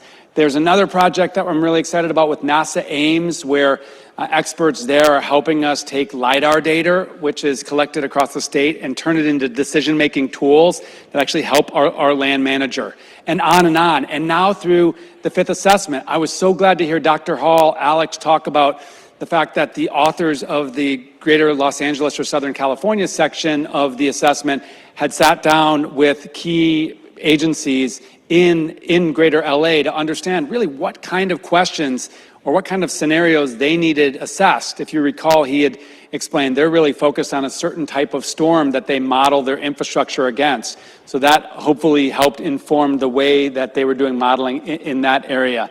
And I so appreciated Julian talking about the National Climate Assessment. Yes, we need to break down silos. We need this fifth assessment to be more actionable than ever. And I think we have a duty that goes beyond California with the National Climate Assessment in hiatus, And I say it's in hiatus because there is a federal legal requirement that there be a national climate assessment.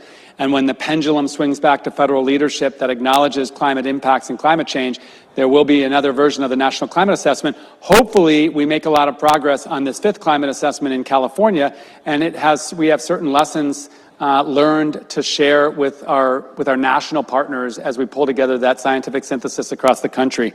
So really, really excited about that. I guess the two last points. One is, I think we all own this assessment. So clearly, huge thanks to LCI and Aaliyah and others for spearheading it, but it's something that we all own. We all live in California, we work in California, we care about California. And the effectiveness, the utility, the impact of this assessment depends on all of us and each of us. So if you are working in a certain geography, let's make sure that we build that network and that discussion around how the local or the regional report within the assessment can impact decision making. If you're involved in a sector, whether it's wildfire or water or coastal, same thing. Let's really build that so that the science that has been created actually impacts decision making. And then last point to Teresa's, riffing off what Teresa said, let's help this be relevant to Californians. We're at a time when climate science, when climate action can get criticized and sort of marginalized for not being meaningful in the lives of people because they're dealing with kitchen table issues or getting food on the table or dealing with energy costs or we know all of these issues that are front and center for regular Americans just living their lives are impacted by climate change. But too often climate science gets marginalized or criticized as not being relevant to people. So not only do we have to really help this be relevant in decision making, we have to tell the story so that Californians, 120 of our legislators who are going to fund the 6th climate assessment, who have just already started funding it, understand the impact. Because at the end of the day, we know that confronting climate change, taking action to protect people and places from its impacts matters. And what needs to be the foundation for all of that is a scientific understanding of what we face. So our job collectively is just that, a collective job. And I'm hoping that as we go into the summer and these reports get released and then we meet together as a big group in October at this multi-day summit here in Sacramento on resilience, we all take that to heart. Our agency, and I know LCI and our other state agencies, if it's helpful to play any convening role as these report gets released, let us know. That's one thing we actually bring to the table as a state entity. Open to any and all creative suggestions to maximize the impact of the scientific assessment. For those who are here in person, huge thanks for being here. I know we'll have an opportunity to continue to network after this. For all who joined online, big thanks for all the work that you do. And if you're an author on the climate assessment, huge thanks. If you're somebody that's contributing to this work, huge thanks. And if you're just interested in how to ensure that this can benefit California, also thank you. Looking forward to your partnership. Appreciate it, and onward. Thank you.